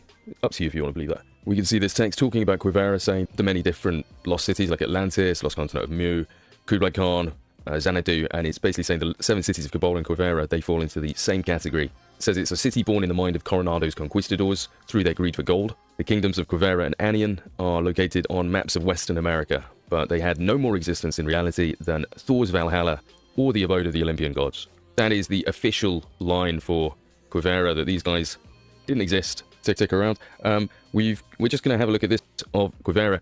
Obviously, people point to the fact that Tartar Rex is like Tartar Rex, aka King of the Tartars. Tartar itself obviously sounds like Tartars. So that would be, King Tartar King. Obviously trying to suggest that it's a mistranslation, and it's essentially just the Latin for King Tartar of Quivera. And the final King Tartarax is just an article from 1889. It talks all about Coronado going to find Cibola with his team, trying to go to the legendary City of Gold. And we can see mentions of King Tartarax, that this realm of Quivera was ruled by the mighty monarch Tartarax, who lived in magnificent splendor, that gold was so common among these people as to be of little value, that they made utensils and farming implements, and that the monarch Tartarax and his subjects lived in splendor. Their warriors wore helmets and bore shields of gold. So yeah, this is apparently all in their heads. Somebody made this up, and then they went looking for it, and it does mention Tartarax quite a bit. Just talking about to basically stage the whole thing, King Tartarax, the Spanish, etc., etc., and it's what we saw in that last book, Biblical Memory, Sky. Humboldt, in his examen, says that the Franciscan monk Mark de Niza crossed the 37th parallel, a line linking California with Virginia, seeking a bearded King Tartar. Okay. Yeah, this is more geography than anything. Of North and South America from the alleged discovery of the continent by the Northmen in the 10th century to the present time. Now, of course, that's referring to Leif Erikson and the Northmen, the Viking-type people, who came over in the 10th century rather than Christopher Columbus, and that is in 1851. So it is quite interesting that people were quite aware of Leif Erikson, yet we still have Columbus Day. Why not Erikson Day? Why we came to this book is just for one little mention down here. The book obviously is talking about the ways in which America could have been populated, and it says, Dr. Swinton, author of many parts of the universal history, after stating the different opinions of various authors who have advocated in favor of the dispersed people, the Phoenicians and other eastern nations, observes that therefore the Americans in general were descended from a people who inhabited a country not so far distant from them as Egypt and Phoenicia. One will, as we apprehended, readily admit. Now, no country can be pitched upon so proper and convenient for this purpose as the northeastern part of Asia, particularly Great Tartary, Siberia, and more especially the peninsula of Kamchatka. That probably was the tract through which many Tartarian colonies passed into America and peopled the most considerable parts of the New World. So, of course, he's saying that right here, the Tartarian colonies, very interesting, Tartarian colonies passed into America. So 1851, they're trying to suggest that. And, of course, it was actually a widely accepted thing that the Indians were Tartars, which isn't as much of a generalized statement as you might think, because we actually classify humans into three types, essentially white, black, and brown. And the Mongoloid, is that race thing, because we actually... Wait. Me and Nick, shout out to Nick Taylor, what have we been saying for years? There's only three types of people. Caucasoid, Negroid, Mongoloid. That's it. That's all that will ever be. That's it. That's all. So shout out to Nick. We've been saying this shit for years. Essentially white, black, and brown. And the Mongoloid, is that race classification. Anybody from Asia is essentially classified as that. So the North Americans do fall under that category and that classification. Our next source is from the historical collections of the Indians in New England, and it's provided, I think, for the king at the time, Charles II, around the 1600s. We will see, so it'll be from Charles's collection. And this interesting bit down here. Secondly, another apprehension is that the original of these Americans is from the Tartars or Scythians that live in the northeast parts of Asia, which some good geographers conceive is nearly joined unto the northwest parts of America, and possibly a one continent, or at least separated by some narrow gulf. And they were correct, of course, with the Bering Strait. And the Bering Strait is so small. It's smaller than some crossings of the English Channel, some sections, and you can stop. You've got a pair of islands right in the middle that you can stop on and then make the next leap of the journey. You could do it in a canoe very easily. But it goes on to just talk about how they are very like the Scythian people in colour, shape, and manners. But it does actually say about sheep, horses, and camels and other tame beasts that are not found in America among the Indians. So that literally is the question they pose there. They say, if this people be sprung from the Tartarian or Scythian people, as this nation asserts, so these people do seem to assert, I think the Indians themselves must have asserted it, then it is to me a question why they did not attend the known practice of that people, who, in all of their removes and plantations, take with them their kind, sheep, horses, and camels, and the like tame beasts. And of these sorts and kinds of beasts used by the Tartars, none were found in America among the Indians. This is it's a different version of the same document we saw earlier that just essentially says the same thing.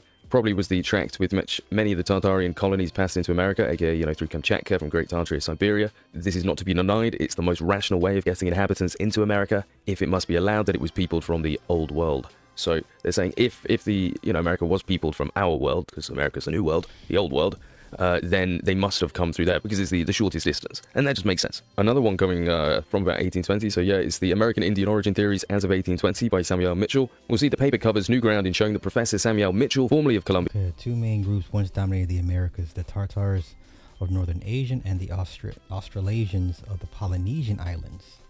Furthermore, they fought one another for many years, culminating in great battles of extermination in what later became upstate New York. This New York theory has much in common with the Book of Mormon.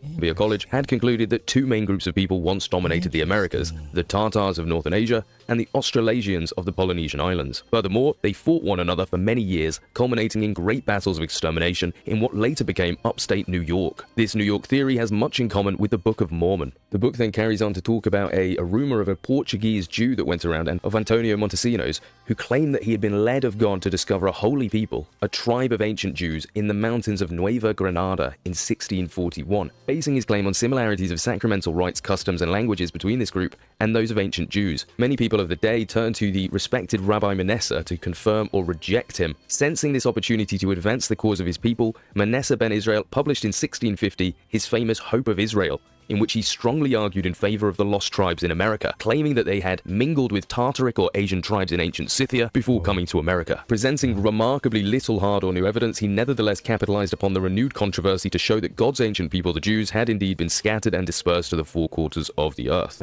Okay, so that's the 12 tribes of Is this the 12 tribes of Judah? Another man known as Antonio de la Calancha, writing in the early 17th century, also posited that the Indians had descended from the Tartars of Eastern Asia. Likewise, the great English observer Edward Brerewood advanced the Acostan tradition, arguing for a Tartarian origination via Alaska, since most Indians frequented the west coasts of the Americas. Other men during the same period, such as David Zeisberger, John Heckelwelder, Caspar Wistar, Pierre de Ponco, and Benjamin Smith Barton, all argued for the Tartaric origin of the Indians, for the Bering Strait theory, and for a common original language. In 1795, Professor Samuel Mitchell of Columbia College returned to his lifelong interest in the origins of the Indians, and he began to formulate his threefold interpretation of American Indian origins and history. Number one, that the three races of Malays, Tartars, and Scandinavians contributed to make up the American population, that the Tartars eventually overwhelmed and destroyed the other two races over a fairly long period of time, and finally, that the final battles of extermination were fought in upstate western New York, not too far from the south of Lake Ontario. Mitchell began teaching college classes in 1816, saying that both North and South America had been formerly populated fundamentally by two great races, not only the Hyperborean or inhabitants of the north, but also the Australasian or inhabitants of the south, the former Tartars, and the latter Malays and Polynesians. So it's interesting to note that he is equating the northern people, the Tartars, with the Hyperboreans. His reason for claiming the North American Indians' ancestors were the Tartars were based on four factors: the similarity of their physical features, the affinity of their languages, the corresponding customs, and the kindred nature of American Indian dogs to those found in Siberia. Mitchell claims that all was going well with the Polynesian derivative of peoples until their confrontation with the encroaching Tartars. Colliding with both the Europeans and the more delicate race of Australasians, the Tartars overwhelmed and destroyed both peoples in a long series of terrible conflicts centered primarily in upstate New York. As China, Hindustan, Palestine, Greece, Italy, and the shores of Africa have been conquered by the swarms, which proceeded numberless times, so have Canada, the regions bordering on the Missouri, the lakes, the Mississippi, the Ohio, and the countries where New Spain and its intendancies now are,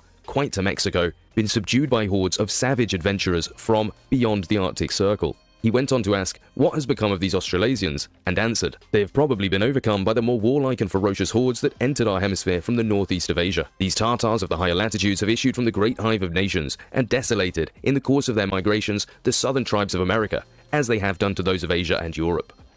The greater part of the present American natives are the Tartar stock, the descendants of the hardy warriors who destroyed the weaker Malays that preceded them. Mitchell's work was accepted by Uzziah Priest, whose work we've actually seen in this video, The American Antiquities and Discoveries in the West, which was published in Albany, New York in 1833. Okay, which Indian tribes though? Because you just can't put that on all Indians. But I'm fascinated. Let's go. Though providing for the inclusion of vestiges of the lost tribes in parts of ancient America via an ancient land bridge with Africa, Priest believes the Tartars, in Hun-like fashion, completely destroyed the more southerly people, who left behind some 3,000 burial mounds and fortifications in present-day Ohio, Indiana, and Illinois. The skeletons found in our mounds never belonged to a people like our Indians, he asserted. Their foreheads were low, cheekbones rather high. We think we ascertain the Okay, this is African, this is Asian. So this is the women. European female, okay. Asian female, African female. Okay. I can see a difference in the top of the skull. Definitely with the Europeans. They definitely got the... Damn, it comes to a point. Asian. Lips extends a little further out. Okay. Asian male skull looks a little more elongated. It looks like it sits taller, like it's been squished. And European just looks bigger all the way around. Interesting. Let's continue. Inhabitants to have been white, like the Europeans, calling the more civilized people the Aries. He believed they were so exterminated by the Tartars or Scythians that but one member of the nation, a warrior, remained. That's quite interesting that they believe them to be white. The Welsh supposedly migrated as well to the New World in about 560 AD, supposedly, under Prince Madoc. So that would be quite interesting. And they've moved to the Ohio regions, and there's lots of evidence of the Welsh there. So that is quite curious. Maybe the Tartars were the ones that killed the Welsh in America. King Arthur himself was said to have sailed to the New World, where he was then killed by an Indian, by a native. And if that's a Tartar, that's a bit of a spin on the story. But we won't go into that today. The next mention of American Tartary is actually rather curious. It's talking about America. It's a British letter. It's a letter going back to Britain. It's talking about the colonies, and they're talking about the cause of resistance. And it says the other cause of resistance is the prodigious expansion of the back settlements. Many of the people in the back settlements are already little attached to particular situations. They've already topped the Appalachian Mountains. From thence they behold before them an immense plain, one vast, rich, level meadow, a square of 500 miles. Over this they would wander, without a possibility of restraint. And surely, sir, it is impossible for us to restrain them. Undoubtedly, they will wander wherever they choose to do. They would soon change their manners with the habits of their life. They would soon forget a government by which they were disowned. They would become hordes of English Tartars, and pouring down upon your unfortified frontiers a fierce and irresistible cavalry, become masters of your governors and councillors, your collectors and controllers, and of all the slaves that adhered to them. So it's suggesting that the people that weren't living inside the colonies, the ones that started moving west, they would become like the Tartars, and that they would destroy the colonies. And the response we get back is obviously, thanks, sir, thank you for these kind prophetic declarations. And down here it says, for indeed, whether the colony was placed in Asiatic or in American Tartary, the folly and absurdity of... Okay, you know what? So when they talk about Asiatics, all right. Pretending to govern such a colony and to make it subservient to the purposes of British commerce would be just the same. Nature opposes it, as you justly observe, and nature will be obeyed. So they're saying, look, whether we put a colony in Asiatic or in American Tartary, it'll be the same. It would be absurd because nature is against it. They're too far away and they'll destroy us. So it's very curious that they're calling American Tartary. That's the bit, is why are they calling it American Tartary? This is one of the only, if not the only mention properly of American Tartary that we can actually find. There's only a couple. If you'd like to find that book, by the way, there's actually a better version that you have to borrow, unfortunately, but you can borrow it for an hour. But you can find it on Internet Archive. Josiah Tucker, a selection from his economic and political writings, and you can find that section right there.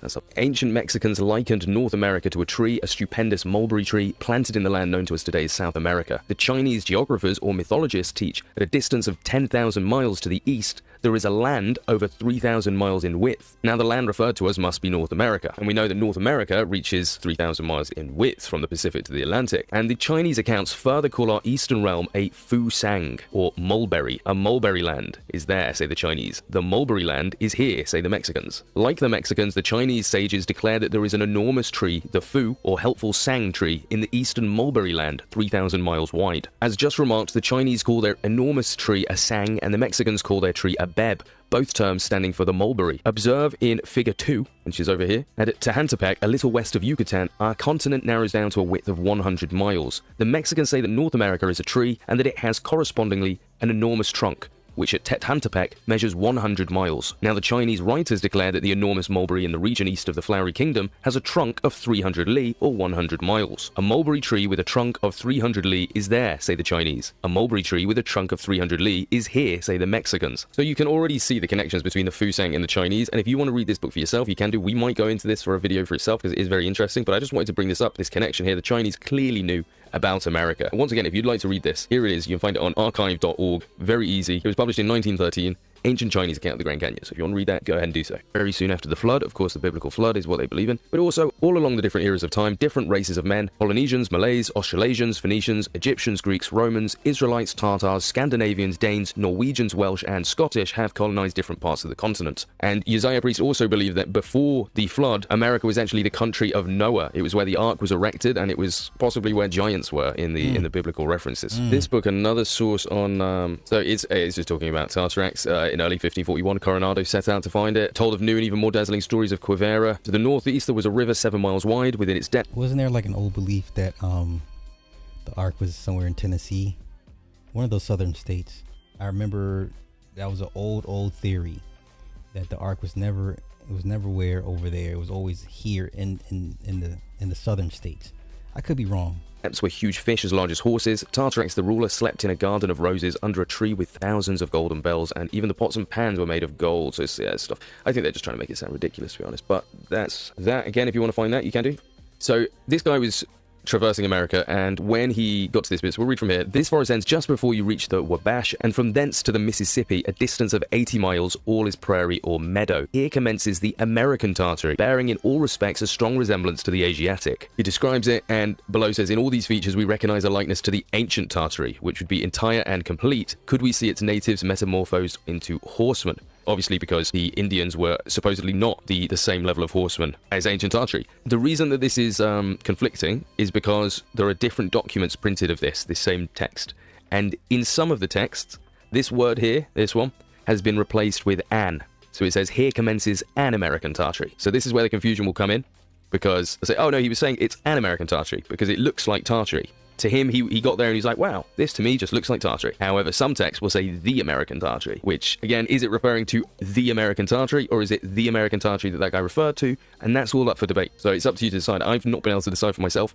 It could be either way. Okay, I'm not sure which ones have come first, because obviously all the books are reprints. It's very confusing which one that is. Right, as far as texts go, this is actually the most interesting, because it's just so left field. It's got some information that just doesn't really make sense, doesn't jive with what we know as history, and it's just kind of confusing. I'm not sure exactly why it's written this way, and I'll show you. So this is the book. If you want to find it, give it a pause and search for that. Or the easiest way to find it actually would just to be type in Hokata Tartary or something on Google. But if you have to choose as America, it'd be easy. Cross over, and of course it says, here too may be added that Asia hath no territory anywhere which may more easily with numerous colonies supply America than this part of Tartary, as well for the vastness of the country, to which no other can compare. As for the increasing of the inhabitants, who do not admire that according to Michaelan Lithauer, there is scarce a city in Tartary that boasted less than 1,000 temples. So wow, according to this Michaelan bloke, there aren't many cities in Tartary that have less than 1,000 temples. And to see Kanguista, which is Genghis Khan, first king of Tartary, Genghis, first king of Tartary, about the year 1200, in arms, and his successor Hokata, following his father's bloody footsteps, whilst he prepared his sons with 3 vast armies. The eldest son, Jatchi, marched westward with 30,000 horse. Batu, drew with as great an army towards the north, and Toglade, being the youngest, fell into the Moors country above Egypt. Now this is where it gets really weird. Hokata himself marched victoriously into the North America, subdued great parts of the Persian kingdom, and beat the Turks, led by the general Goniata with a great army, in 1241. It's saying that Hokata marched into North America. I've been able to find no other references whatsoever for this, but it's saying he marched into North America. He's saying he subdued the greatest parts of the Persian kingdom and beat the Turks. I don't think it's necessarily saying that those took place in North America, even though it could seem that way. You know, just by the process of the chronological layout, you'd think that he's gone into North America, then he's subdued the Persian kingdom, and then he's beat the Turks. I don't think it's saying that. I think it's saying that he did those 3 things separately. However, what a very strange thing to say that he went into North America. It carries on, as Jacob Placensis and Benedictus Sarmats, 2 monks sent by the Pope Innocent to Hokata, witness. The great number of the Tartars or Scythians may appear by the several people spread far and near over Tartary. It mentions a load of them that I'm not going to bother listing, but it mentions a lot of the tribes, like the Hyperborean, the Khmeri, the Georgi, the Sakuras. It just goes on to rival squadrons of the great Tartar conqueror Kublai Khan, which sailed to invade Japan, was wrecked on the western coast of South America. The shipwrecked mariners thereupon, through some unspecified turn of the wheel of fortune, founded the Empire of Peru. And we'll return to this document, which is the one we talked about before, the Uzziah priest one with the Mongols and their appearing, because this one is, it mentions a little bit more in detail about that landing on Peru. One of the John was supposedly a Nestorian kingdom founded in the northeast, and Genghis Khan had a war with Uncham, who controlled it, and obviously won, and then in some stories even married his daughter. The conqueror of the king of Eastern Bengal was a Christian, which was in 1272. Under this king, a part of an expedition was sent to conquer the islands of Japan. In large Chinese vessels, and supposed to have been commanded by these Christian Nestorians as officers, being more trustworthy and more expert in warlike maneuvers than the Mongol natives. This expedition by some means found their way from the Japan Islands, which are west from North America, to the coast of America in the same latitude, and landed at a place called in the Mexican language Culcan, opposite New California. And obviously Culcan, you can see where that might come from. And then it says in 1273, Kublai, as in Kublai Khan, a Mongol emperor, it appears, became master of all China. At that time they were in the possession of the knowledge of shipbuilding, so that vessels of enormous size were constructed by them. They were solidly and conveniently made as to carry elephants on the decks, The Peruvians had a tradition that many ages before their conquest by the Spaniards, there landed on their coast at St. Helens Point vessels manned with giants, having no beard, and were taller from their knees downward than a man's head, and they had long hair, which hung loose upon their shoulders, and that their eyes were wide apart and very big in other parts of their bodies. This description is supposed to be a description of the elephants and the riders blended into one animal, as they did in later years when the Spaniards rode on horses. They took them at first to be one animal. There remains not a doubt that the Mongol Tartars found their way from China to the west of America in shipping. The voyage is not so great as to render it impossible. That's partly why Mongols are extremely bow-legged, because they spend all their time on horses, and over time, because they rode so many horses, they became bow-legged. I've read all this shit years ago, and then to see it kind of resurface is like, oh yeah, huh? As that a French vessel in the year 1721 sailed from China and arrived at a place called Val de Nadras on the coast in 50 days. The Phoenician letters were known among the Mongol nations. If therefore they found their way to South America, we at once account for the Phoenician characters found in caverns and cut into rocks of that country. A description of what is supposed a Chinese Mongol town to the west, called by themselves when first visited by the Spaniards Talameco, is exceedingly curious and situated on the bank of a river running into the Pacific from the territory now called Oregon, only 4 degrees south of Lake Erie and in longitude 87 or exactly west of Ohio in latitude. It was well built and contained 500 houses, some of which are large and show well at distance. So we'll leave that document there because there's so much to go through, and we'll probably cover it in another video if we remember to. It was from a Pulp Fiction magazine, released in 1947, I believe. Yeah, 1947. So just once again, this is a Pulp Fiction magazine. It's still very interesting, but it's Pulp Fiction because this kind of text out of context, you could really use it for your own advantage. You could really help paint a false narrative with it. But it is Pulp Fiction. But the reason it's interesting is because what it says.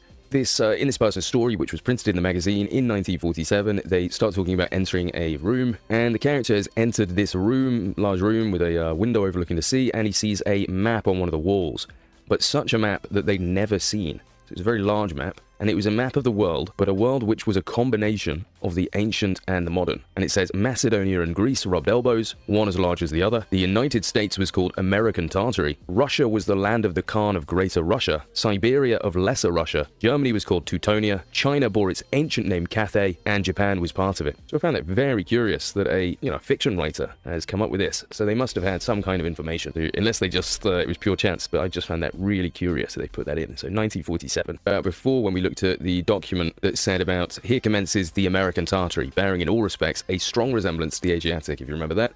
Well, to show you what I meant, we come to this document, which was released at a similar time. This one is 1807, and this one, in fact, says it's essentially the same thing. From the Wabash to the Mississippi, a space of 80 miles, there are nothing but savannas, and in reality, here commences an American Tartary. An American Tartary. So you can see how, if it's an instead of the American Tartary, then that can really change the context of what you're trying to say. So that's important that we remember that, because that simple word change can mean a big difference in what they're trying to suggest. Back to Uzziah Priest's book, and we can see this interesting thing here. It says, from all we can make out by observing the growth of timber with that which is decayed, as found on the deserted works of the West, we are inclined to believe that about the same period of time when Europe was overrun by the northern hordes, that the region now called the United States, where the ancient inhabitants had fixed their abode, was also overrun by northern hordes from towards Bering Strait, who had in ages before got across from Asia, the Tartars or Scythians, and had multiplied, and as they multiplied, progressed farther and farther southerly, till they discovered an inhabited country, populous and rich, upon whom they fell with all the fury of Attila and the Huns. So we can only assume that that's suggesting when the northern hordes, as in the golden hordes, were falling upon Europe around the 12 to 1300s, that the hordes that were placed in the Alaskan regions and had crossed into the northern parts of Canada and moved south, they actually started moving south now, and they fell upon the inhabitants of America. That's actually, it seems to be suggesting this is a recent thing. This is why it's debatable. Europe has been overrun a couple times by hordes, so you could suggest that it's actually talking about the hordes of Attila the Hun, as it mentioned here, in which case that would put it at about 400, 500 AD. However, it could be talking about the Mongol hordes, which did overrun parts of Europe, although it didn't overrun all of Europe, so possibly that's it. As the Tartars have overrun China, so the Aztecs subdued Mexico. As the Huns and Alans desolated Italy, so the Chippewas and the Iroquois prostrated the populous settlements on both banks of the Ohio. The surviving race in these terrible conflicts between the different nations of the ancient native residents of North America is evidently that of the Tartars. This article, coming from the New York Weekly Museum from 1817, we can see up here, it says, domestic manufactures, the pieces of goods prepared by the American Tartars and presented to Dr. Mitchell by Captain Richard Whitley, late of the US Army, are full of instruction. So American Tartars, quite interesting. Goes on to talk about Tartars, and some other references to them, like over here. It brings up what we talked about before with Dr. Mitchell and his points about the Tartars. So that just shows in 1817, it's in this newspaper, talks about the more cultivated Malays who peopled from southern parts of North America, formed the famous records discovered in New Spain. The ruder Tartars who migrated to the northern regions of the same continent are the authors of the fabrics, not less curious, but in a totally different style, now under consideration. It also talks about how the Indian wigwams, after the manner of the Tartars, are circular and not square. We can see from this book here, the Journey Through Russia and Siberia, from 1787 to 1788, but it was republished in 1966. He calls them American Tartars. They have been a long time Tartars, and it will be a long time before they are any other kind of people. The yurt, or hut as we generally call it, or as the American Tartars call it, the wigwam, is in this country a substitute for a tent. So a yurt, of course, was the tent specifically used by the Mongols. In fact, the city of Tenduk, we saw Tenduk on a map before, that's actually named after the Tenduk that's found in the center of a yurt, the skylight essentially in the middle, where you can pray through, because you'd pray to your god Tengri there, and that's called a Tenduk. I have a video about that if you want to learn more. The Asiatic, like the American Tartars, never change their dress. They are all the same on all occasions, in the field, in the house, on a visit, at the most dirty work, on a holy day. It is all the same, and they have never but one dress. It is very remarkable that both the Asiatic and American Tartars have the same caste or superstitious notions of women during their menstrual illness that Laban had in omitting to search for his silver gods when hid under Rachel, who feigned the menstruals. That's very curious indeed. If we come to this book here, and once again, if you guys want to see any of the books, the reason I show you is so you can pause the video and then type as the Mexican and Peruvian kings, their almanacs and palanquins have come from Asia, as certainly as the Japanese in a later age have peopled the Kuril Islands, and the Moguls of a very remote age, Kamchatka.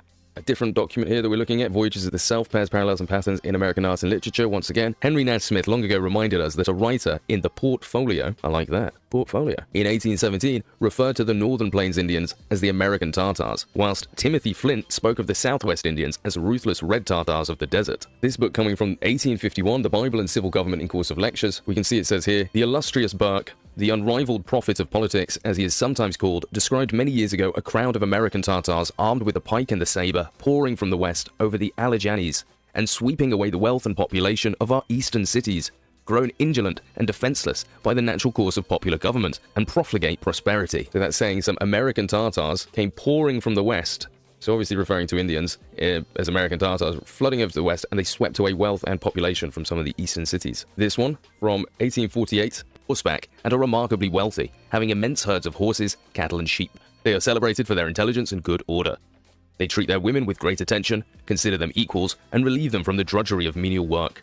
They are handsome, well-made, and in every respect a highly civilized people, being as a nation of a higher order of beings than the mass of their neighbors, the Mexicans. And this one from around 1848-ish, it's another Massachusetts Quarterly Review, so again, reviewing books, and I think this was reviewing a historical book that was released. So it goes, our people is the most singular people under the heavens. They are ready to run anywhere and to run through everything. This Antony, gyrating about these pampas, now exhibiting a magic lantern to keep himself from starving with my friend Crosby, at another moment in a retreat like a whirlwind, with whole hordes of South American Tartars after his emaciated skeleton. Next thing slumping into a dirty dungeon, tomorrow strapping it across the dizzy heaven-kissing Cordilleras. I'm going to be honest, that felt like I was just reading the scribblings of a madman, but the fact that it mentions South American Tartars is rather curious, because again, connected to the Peruvian kingdom. Did the Tartars go over, like we've heard? It's very possible. And finally, absolutely nothing to do with actual American Tartars, but in 1938, I found it quite interesting that there was a synthetic organic chemical company actually called American Tartars Corp. So yeah, I thought that was quite cool, actually called American Tartars Corp. The weird things you come across, eh? But anyway, I think I'll call that the end of the video, because it's been quite a long one. We've gone into almost every American Tartarian document I can find. We did have some that we could delve deeper into, which I think Okay, let me see what else he has. On these different satellite images. So we've got this from Bing. This is the Bing satellite imagery. We can see Greenland here. It's pretty much just covered in ice, aside from the odd sections like down here. We can see that the whole thing is pretty much the same thing really, except we see more ice in the northern region ice. And the final one is ArcGIS, and we can see again the same thing that was in these maps, which is okay. Oh, that was pretty good. Where's the one video I was looking? Let me see. Here we go. Okay, the mud flood. The Tartaria mud flood is it? Theorists believe Grand Tartaria was a technologically advanced civilization, unified, peaceful culture, free wireless energy. The mud flood, a massive global cataclysm, supposedly buried the empire's architecture in mud, wiping out the Tartarians. So let's go take a look.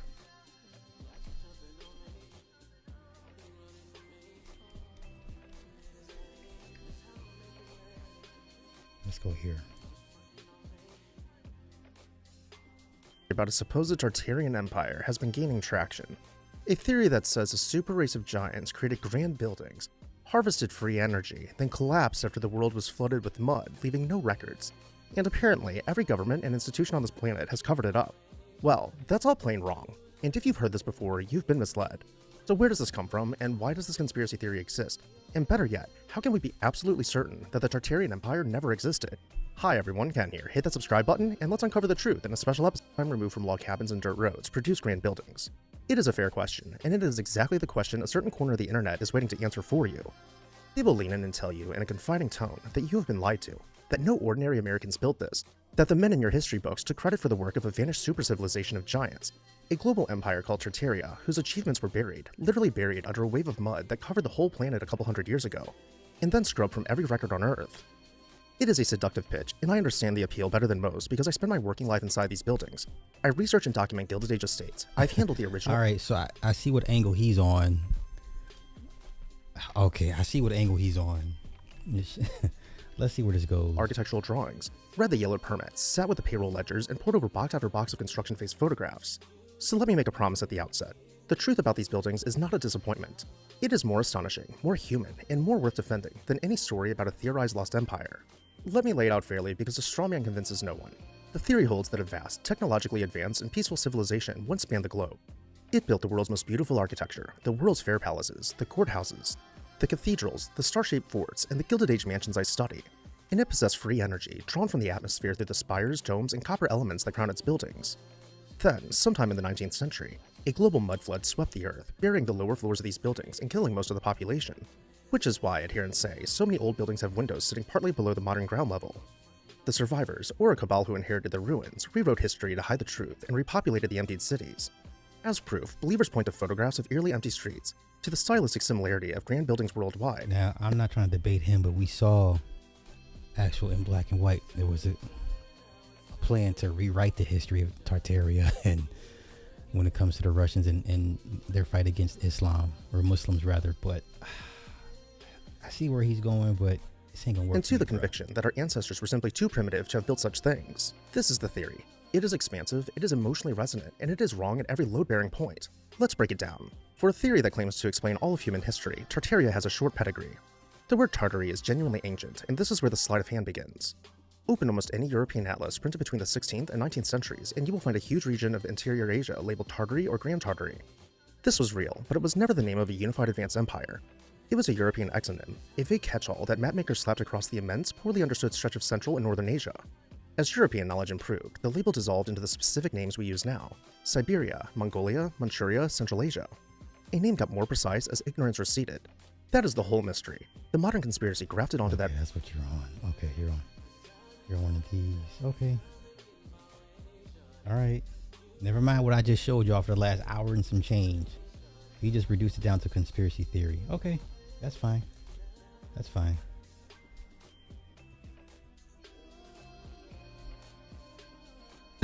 Russell Square. And guess what we're doing? We're searching for Tartarian structures. Straight off the bat, we come across this building here. And you know it's a mud flood building when you see windows that have been buried and bricked out. Oh my days. Buried building. I mean, look at that. These men have put slabs in place so you can't notice there's a window behind it. I mean, just have a look how big that door would have been. And you know already, when you're dealing with mud flood buildings, you're dealing with steps that always lead up to the front door. Because the original front door was for giants. So like I said, if you think this is a street level, you've been mistaken. Oh, you son of a bitch. So if you know anything about Tartaria, you know that there's no way they built this with a hammer and chisel. And what we got the two pillars at the top. And you all know what that is. That's where they would have had natural energy conductors. Oh, you son of a bitch. Now this is what you call a standard building in London. Yeah, and I know you guys are gonna say it's a basement, it's a apartment. This is mud flood, bruv. This is mud flood. Come on. Steps that lead up to the door.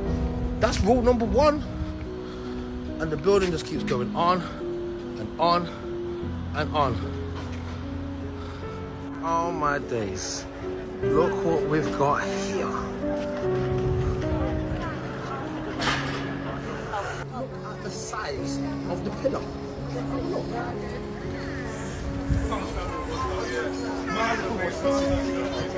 Definitely was made for giants. So this is the British Museum in central London. And obviously it's a Tartarian building that they've converted. So, oh, with the meat of the pillar. Definitely was made for giants. So this is the British Museum in central London. And obviously it's a Tartarian building that they've converted. So I'm gonna go inside and I'm gonna see what I can do. But I'm gonna live stream, and the live stream will be uploaded to my YouTube. So go to my YouTube and watch the live stream.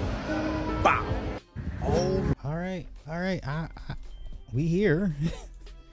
This is the rabbit hole y'all wanted. Extreme diffusion, or they're using diffusion against us. This is the opposite of what it usually is. The idea that pseudo-archaeologists usually use, the idea of extreme diffusion, where everything is interrelated and this kind of thing. In this instance, they're using extreme diffusion, but it's true. Meaning that, yes, by that time, all these cultures were making similar forts and stuff because everyone has shared technology and this kind of thing. Everyone has...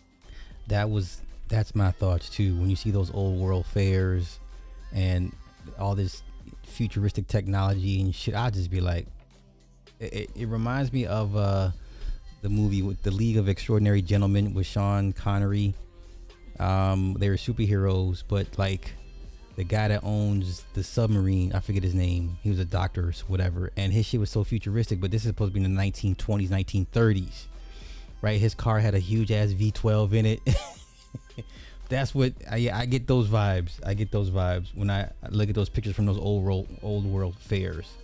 Like the future of technology is this. This is the future, and it's like, how would y'all even have an inkling of what, But yeah. Shared architecture, we're on the same page. Right? So it's true that all this architecture is similar, but it's not from Tartaria. It's because these different cultures at that point, and we can add the United States, is because the United States and Great Britain and people in Europe and people in Russia were using the same building techniques because that's what worked. Again, it's one of those moments where I'm okay.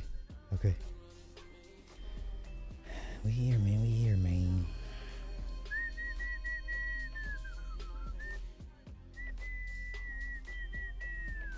Let's go here.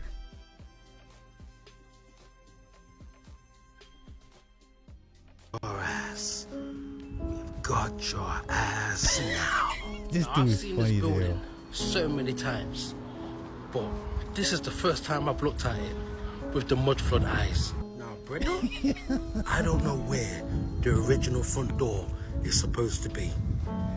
As you can see, they got the steps leading up to the door, and it keeps going. Oh, it keeps going. They've got the typical low windows. A bit too low. These are new windows put in, but you can see that nobody builds with windows that low, bro. It's got the red bricks. I know what the red bricks mean. These red bricks are able to conduct energy and electricity. This whole area just looks mad. Like, where would the original front door be? There's so many entrances. Got another doorway there. Probably was a big window. More steps that lead up to the door. Clear sign that it's a mud flood building. Oh, look what we got here. I'm telling you, this goes down deep. Like, come on, brother. That can't be a roof. We're on ground level. Or are we? You see, with mud flood buildings, they always turn it into some type of community center, a church, a bank, a library. All these buildings always get repurposed. Steps that lead down.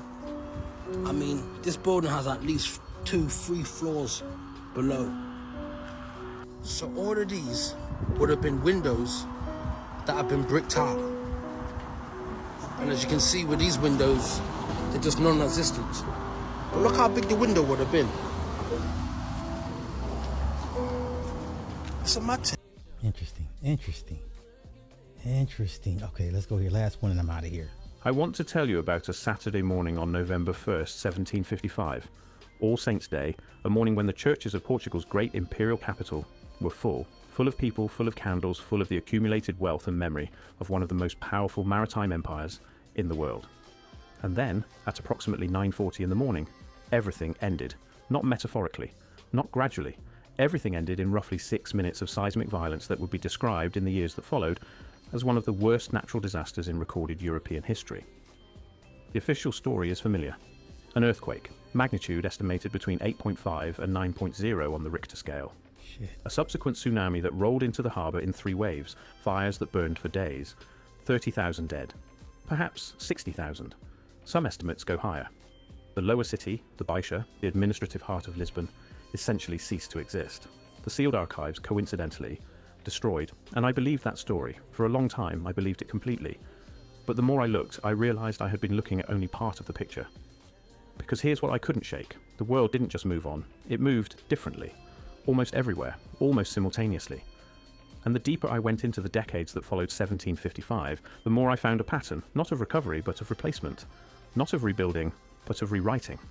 A moment so historically convenient, so cosmically well-timed, and perhaps so useful for burying whatever the archives had recorded about what came before. Because some researchers believe the mud flood, a catastrophic sediment event that appears to have swallowed entire building complexes across the entire world, may have begun here. With Lisbon. The first tremor of something far larger than one city's tragedy, that the coincidence alone demands we stop and look more carefully. Because the deeper I went, the less comfortable I became with the word coincidence. I came to this the way most people do, sideways. It wasn't a manifesto that pulled me in. It wasn't a late night rabbit hole. It was a photograph, a single photograph, of a building, actually several buildings, in what appeared to be a Central Asian city, with architectural details so ornate, so structurally sophisticated, that I found myself asking a question that I couldn't answer easily. Who built this, and when? The official answer came back clean and fast. Colonial-era construction, 18th or 19th century various European influences. Fine. Except that the building in question predated the supposed colonial presence by what appeared to be decades. And the European influence looked, when you really examined it, less like a European export and more like a shared source. Like both European and Central Asian examples were drawing from the same well. That was the first anomaly. The second came when I started looking at maps. Old maps, specifically, maps from the 16th and 17th centuries, the kind you find in digitised European library collections, the kind historians use to trace the contours of what was known and unknown. And on many of those maps, particularly those from the 1600s and early 1700s, there it was. A vast territory, sometimes labelled Tartaria, sometimes Tartary, sometimes Mughal Tartary, or Grand Tartary, or Chinese Tartary, but always there, always enormous, covering in some representations a territory larger than Russia, larger than China, stretching from the Caspian Sea to the Pacific. And then, and this is where the pattern repeats with unsettling precision, by the 1770s and 1780s, the label begins to dissolve. Not all at once, gradually, cartographically, like a watercolour left in rain. By the early 19th century, it's essentially gone. I kept asking, why does a territory that appeared on maps for over 200 years simply stop appearing? Countries don't vanish. Geographical realities don't evaporate, unless of course someone decides they should. That's where the Lisbon earthquake re-entered my investigation. Let me describe what actually happened on November 1st, 1755, because the official account, as accounts often do, underplays certain details that I find impossible to ignore. The earthquake struck in the morning. Early, estimates of its magnitude range from 8.5 to 9.0 on what we now call the Richter scale. It was felt across Europe. In parts of North Africa, there are accounts of strange water behaviour as far away as Scandinavia. The shaking in Lisbon lasted, depending on which survivor account you read, between 3 and 6 minutes. Then came the fires, burning for 5 days, fed by the toppled candles of All Saints' Day masses, spreading through the tightly packed structures of a city that had been, until that morning, one of the wealthiest and most powerful in the Western world. Then came the tsunami. Waves estimated at heights of 20 to 30 feet struck the harbour. the waterfront, the Baixa district, the areas where merchants, administrators and record keepers operated, were consumed. What was lost? The question seems simple. The answer is anything but. The Royal Library of Lisbon, gone. Tens of thousands of volumes.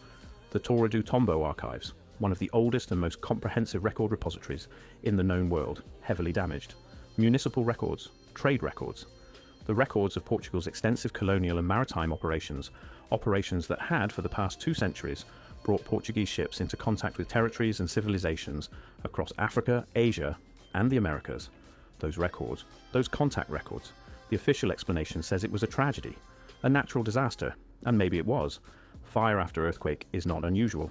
Archive destruction in urban catastrophe is documented elsewhere. I accept that. But the official explanation begins to collapse when you look at what replaced those archives in the decades that followed. Because something remarkable happened after 1755. A man named Sebastião de Melo, better known as the Marquis of Pombal, took effective control of the Portuguese state and oversaw what has been called one of history's most systematic urban reconstruction projects. The Pombaline downtown of Lisbon, built in the ruins, is genuinely extraordinary. Perfectly gridded, earthquake resistant by early engineering design. Built with a speed and uniformity that contemporary observers noted was almost uncanny. Where did the funding come from? How were the architectural standards so quickly universalized? How was the social organization of reconstruction managed at such scale so rapidly by a government that had just lost its administrative center? These are not accusations, these are questions, and when you ask them you notice something else. Pombal didn't just rebuild Lisbon, he simultaneously reorganized Portugal's relationship with information. He expelled the Jesuits, the primary educators and record keepers across Portugal's word-spanning empire in 1759. He reformed the universities, he restructured what was taught, how it was taught, and most importantly, what was preserved. The pattern repeats with unsettling precision. Disaster, information loss, systematic reconstruction, new educational frameworks. A generation later, the historical record looks different. The Lisbon earthquake was not the only catastrophic event of this period. Not close. In the same general time frame, the middle decades of the 18th century, there is a cascade of events across the world that, individually, each has a satisfying official explanation. Together they begin to look like something else. There are accounts, and I want to be careful here because these come from a variety of sources, with varying levels of documentation, of widespread geological and climatic anomalies throughout the mid to late 1700s. Unusual flooding events in river systems that should not have flooded the way they apparently did. Sediment deposits in European and Asian cities that, in certain cases, appear to predate the official dating of construction by decades. Buildings found partially submerged, ground floors that function as basements, windows that begin below what is now street level. This is what the researchers who study this period sometimes call the mud flood hypothesis. Now, I'm not going to tell you there was a mud flood. I'm not in a position to make that claim. What I will tell you is that the architectural evidence, and there is architectural evidence, photographs, surveys, building records, raises a simple but critical question. Why do so many buildings across so many continents have their lowest levels buried? Not renovated, not extended downward, buried, with the architectural details of those lower levels still intact, still ornate, still, in many cases, more sophisticated than the levels above.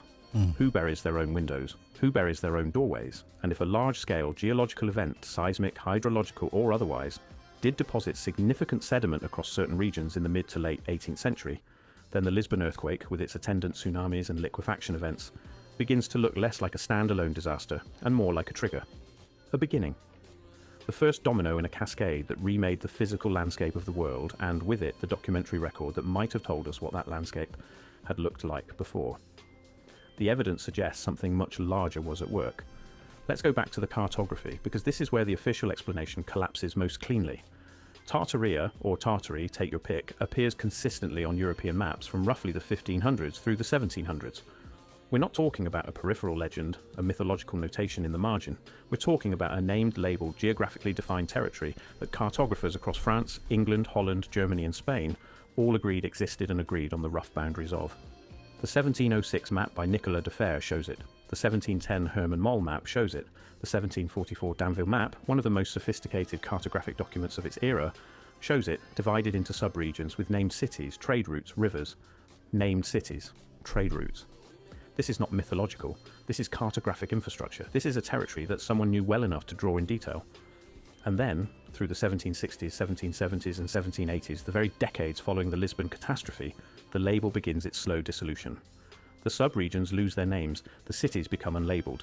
The vast interior becomes cartographically a kind of blank. Not virgin territory, the terrain features are still there, but a territory without a name, without a political identity, without, it seems, a civilization. By the time Napoleon is marching east in the early 19th century, the maps he is using look, in that region, almost nothing like the maps of a century prior. This raises a simple but critical question. What happened between 1750 and 1800 that unmade a civilization so thoroughly that its name disappeared from every map in every European capital, apparently simultaneously, apparently without debate, apparently without anyone writing a major historical account of how this enormousness was deafening? There is no fall of Tartaria in the history books the way there is a fall of Rome or a fall of Constantinople. There is no treaty, no final battle, no succession crisis documented with the kind of detail that historians typically apply to the end of a major political entity. Okay, there is just... my question is, was the event pre-planned? Right? So, after the flood, you mean to tell me a bunch of people just said, you know what? We'll just no longer acknowledge this civilization we just had, that we just lost? Like, is that... the motive behind it makes no sense. You know what I'm saying? You basically have civilizations that said, you know what, we'll just act like this never happened and we'll just build on top of it and take what we've already learned and then move on like nothing happened. That's my question. Absence, a slow, quiet cartographic deletion, coinciding with the greatest archival destruction event in the Western world's recent history. Here is where it gets, if anything, stranger. The decades following the Lisbon earthquake and the cartographic erasure of Tartaria are characterized across multiple continents by something that researchers in this space have started calling the inheritance period. It works like this. New administrative structures, new governments, new colonial systems, new municipal authorities appear in regions and cities where, by all official accounts, there was previously wilderness or primitive settlement. They appear in these cities and they move into buildings. Extraordinary buildings. Buildings of a scale and sophistication that, according to the official timeline, should have taken decades and enormous resources to construct, and yet there are no construction records, no labour contracts, no documented quarrying operations, no accounts of the years of work that should have preceded occupancy. In city after city, on continent after continent, the same architectural vocabulary, the same domed roof lines, the same ornate facades, the same proportional systems appears in St. Petersburg and San Francisco, in Melbourne and Chicago, in Bombay and Buenos Aires. Buildings that were supposedly constructed independently in different decades by different architects, in different cultural contexts, sharing details so specific, so technically demanding, that the phrase architectural coincidence begins to feel like an insult to the intelligence. The deeper I went, the more the inheritance period looked less like a period of construction and more like a period of occupation, of moving in, of taking what was already there and writing new names above the doors, not building from scratch, not importing a style, but inheriting and then critically obscuring the inheritance. And that's where the historical rewriting becomes impossible to ignore.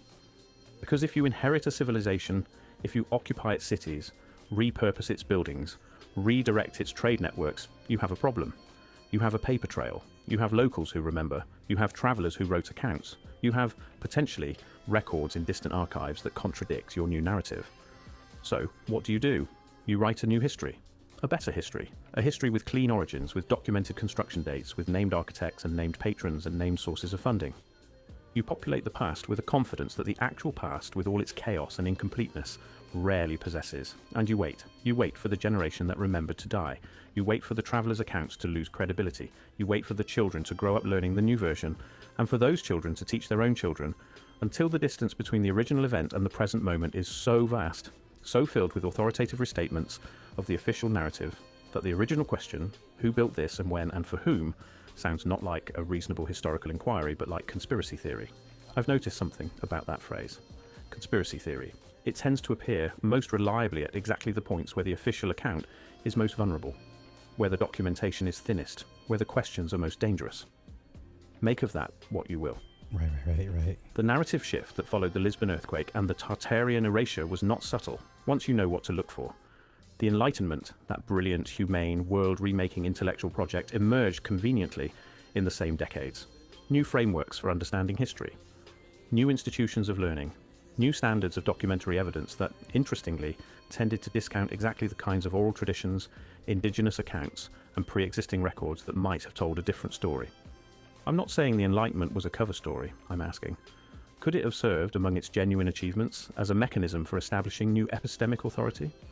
For deciding, institutionally, what counted as knowledge and what didn't? 5. Had been operating as a world-spanning maritime power for nearly 3 centuries.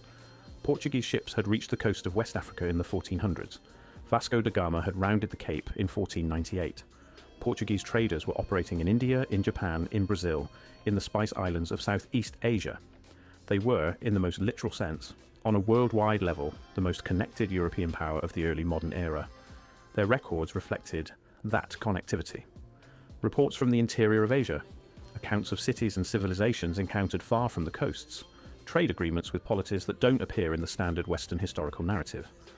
Knowledge of territories, inland territories, that a maritime power would have had that unique access to through its network of overland trading partners. Knowledge of, potentially, what lay in the vast interior. The vast named, cartographically documented interior. All of it. Gone. Not reduced. Not damaged. Gone. And here's the thing about archival destruction that rarely gets discussed. It's not just what you lose in the fire. It's what you lose in the assumption that there's nothing left to find. When a library burns, the absence of documentation becomes, paradoxically, evidence that there was nothing to document. The circle closes. The silence becomes its own argument. The official explanation for why we know so little about the pre-Columbian Americas, about the pre-colonial African interior, about the civilizations of Central Asia before the Russian expansion, the official explanation is always at bottom that there wasn't much to know, that these were sparse, primitive, unrecorded peoples. But what if the recording happened and the records burned? What if the Lisbon earthquake was, in the most brutal and efficient sense possible, a filing system reset? I keep coming back to this because it's the part that the official account cannot address. If Tartaria, or whatever we choose to call the civilization, or civilizations that occupied that vast labelled territory, was gradually erased from European consciousness between roughly 1750 and 1820, that erasure required coordination.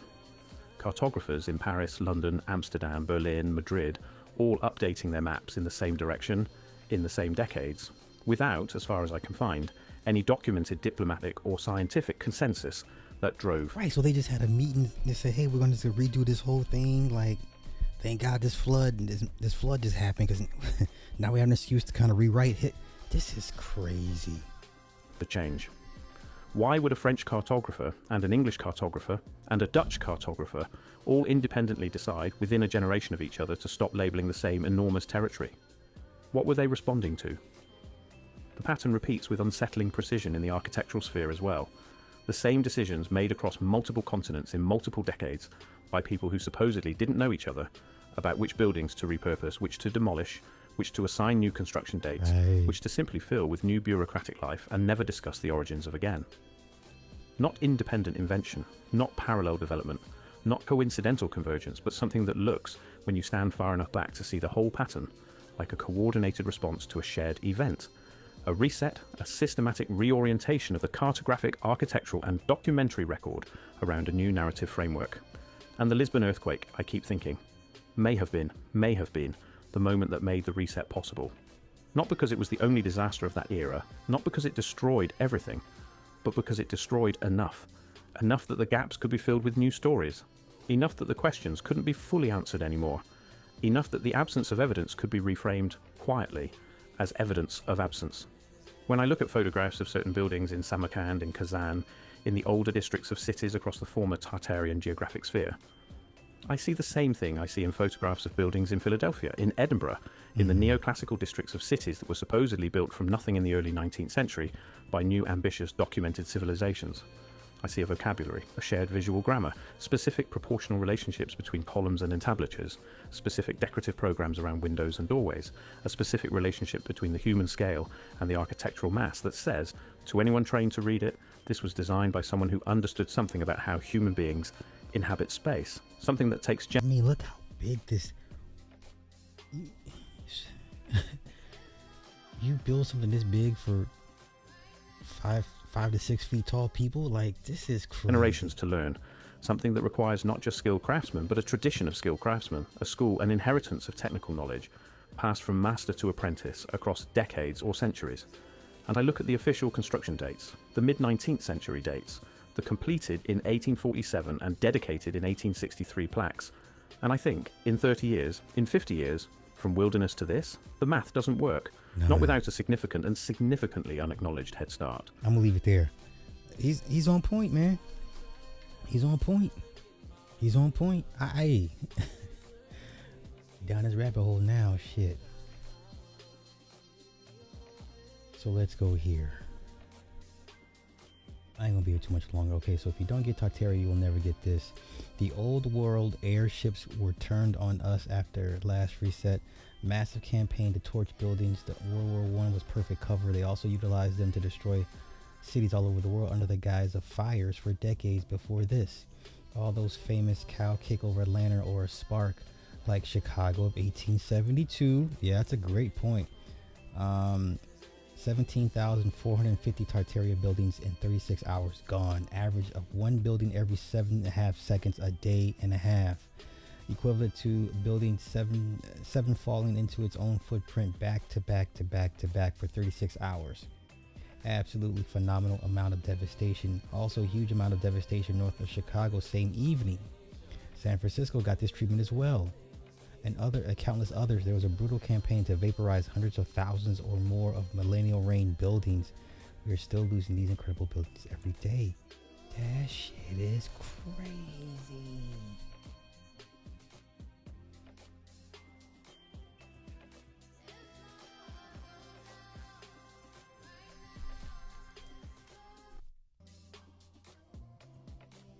So let's go here. It's all fake. I think everything has been falsified before the year 1600. How so? If you look on very, very old maps, you see that there used to be a country called Tartaria that was in existence. And at a certain point, all of history has been changed. About 1,000 years have been added to the timeline in order to justify land claims, largely have to do with the Eurasian horde and the elimination of the Eurasian horde. Rome and Greece and Egypt were actually active till around 1600. And that Rome actually fell around 1492. As opposed to what's the conventional timeline? About 1,000 years before. If you can wrap your head around it, the Salem witch trials took place around the same time as the Inquisition. Columbus was discovering America around the time Rome fell. All of this was designed to erase this entire civilization from history. It's all fake. Easy, Pete. Yeah, this is a nasty rabbit hole, y'all. This is a nasty rabbit hole. Place on. So you all heard of the Great Reset of 1776. There was a total wipeout, out of the old and in with the new, to proclaim the Great New World Order. As you can see, it's taking place on this world today. This footage from the Vatican, deep in the archives. Even though I know for a fact this is not AI, I've done some deep checks with the AI checker, and as you can see, this is definitely legit footage. This is the Tartarian Wars, the old world wars, against the new world and the old world. I know what you're thinking, this looks like Star Wars or Star Trek. Well guys, where do you think they got the inspiration from? You can't just make something out of nothing, remember? Everything came from the old world. As you can see, there's Tartarian buildings and old world architecture all through this footage. So it's quite obvious that this was in Tartarian times of 1776 for the Great Reset to abolish the old world. I know for some of you this is going to be like, no way this is real. But guys, everybody got reset, your mind went blank. Before 1776, this realm was totally different. And we had technology like this. You just can't remember because the slate was wiped clean. This was a different age, a different time. And we're getting reset again right now. The new systematic controlling age. We're going to be controlled by cryptocurrency and the New World Order even more than ever. This is a panorama of the electric tower from the 1901 World's Fair in Buffalo. Just look at that roaring waterfall with water being pumped right in from the Niagaras. I'll show you footage of the rest of this World's Fair in another video. But just look at this tower alone. Does this look like it was built in 2 years' time? Hell no. And then they demolished it 6 months later? I don't know what temporary material you're using, but in the harsh Buffalo winters alone, there's no way you'd build that temporarily and it would survive any inclement weather in Buffalo. And why would anyone waste their time with so much detail just for it to be torn down in 6 months? What a waste. This video alone should dispel the narrative. How are you making a roaring waterfall like that for a temporary structure? And that's just one of the massive waterfalls at this World's Fair. And before I go, Here's a few more photos of this electric tower lit up at night. Question everything, friends. Until next time. America is Egypt. Can you see?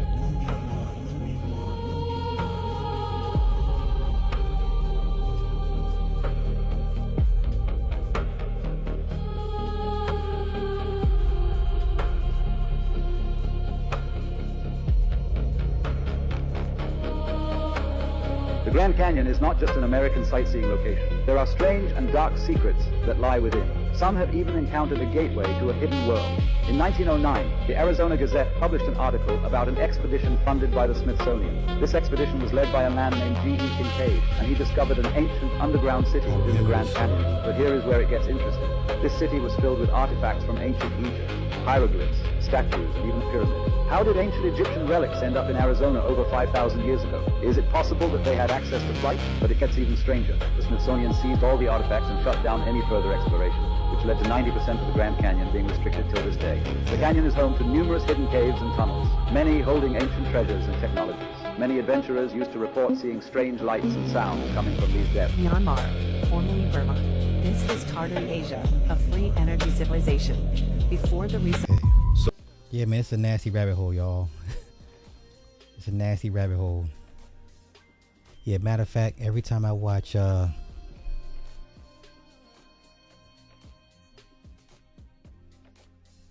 we go. This was back in 03. Yep, this is back in 03, y'all. And the it was, yeah, this guy, the what was he? The Indian guy. I mean, he had the car, he had the submarine, like this shit was crazy, man.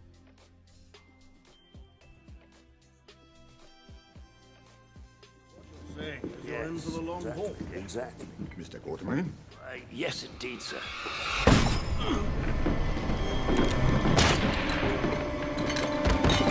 Wrong Quartermain. That's it! Get down! Let me find his car. Okay, what was the name of the members?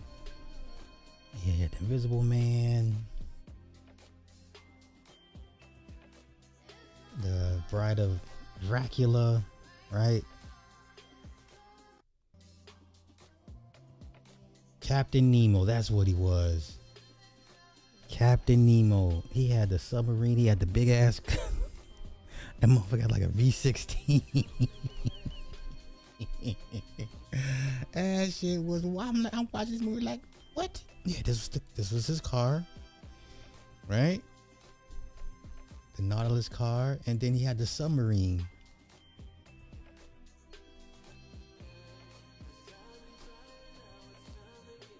Yeah, that was his submarine. That shit crazy, man. All right, I'm out of here. Thank y'all for coming through. As always, hopefully you guys were entertained and learned something. This is a nasty, nasty rabbit hole, man. This is a crazy rabbit hole. All right, until next time, y'all. Y'all enjoy the rest of y'all's night.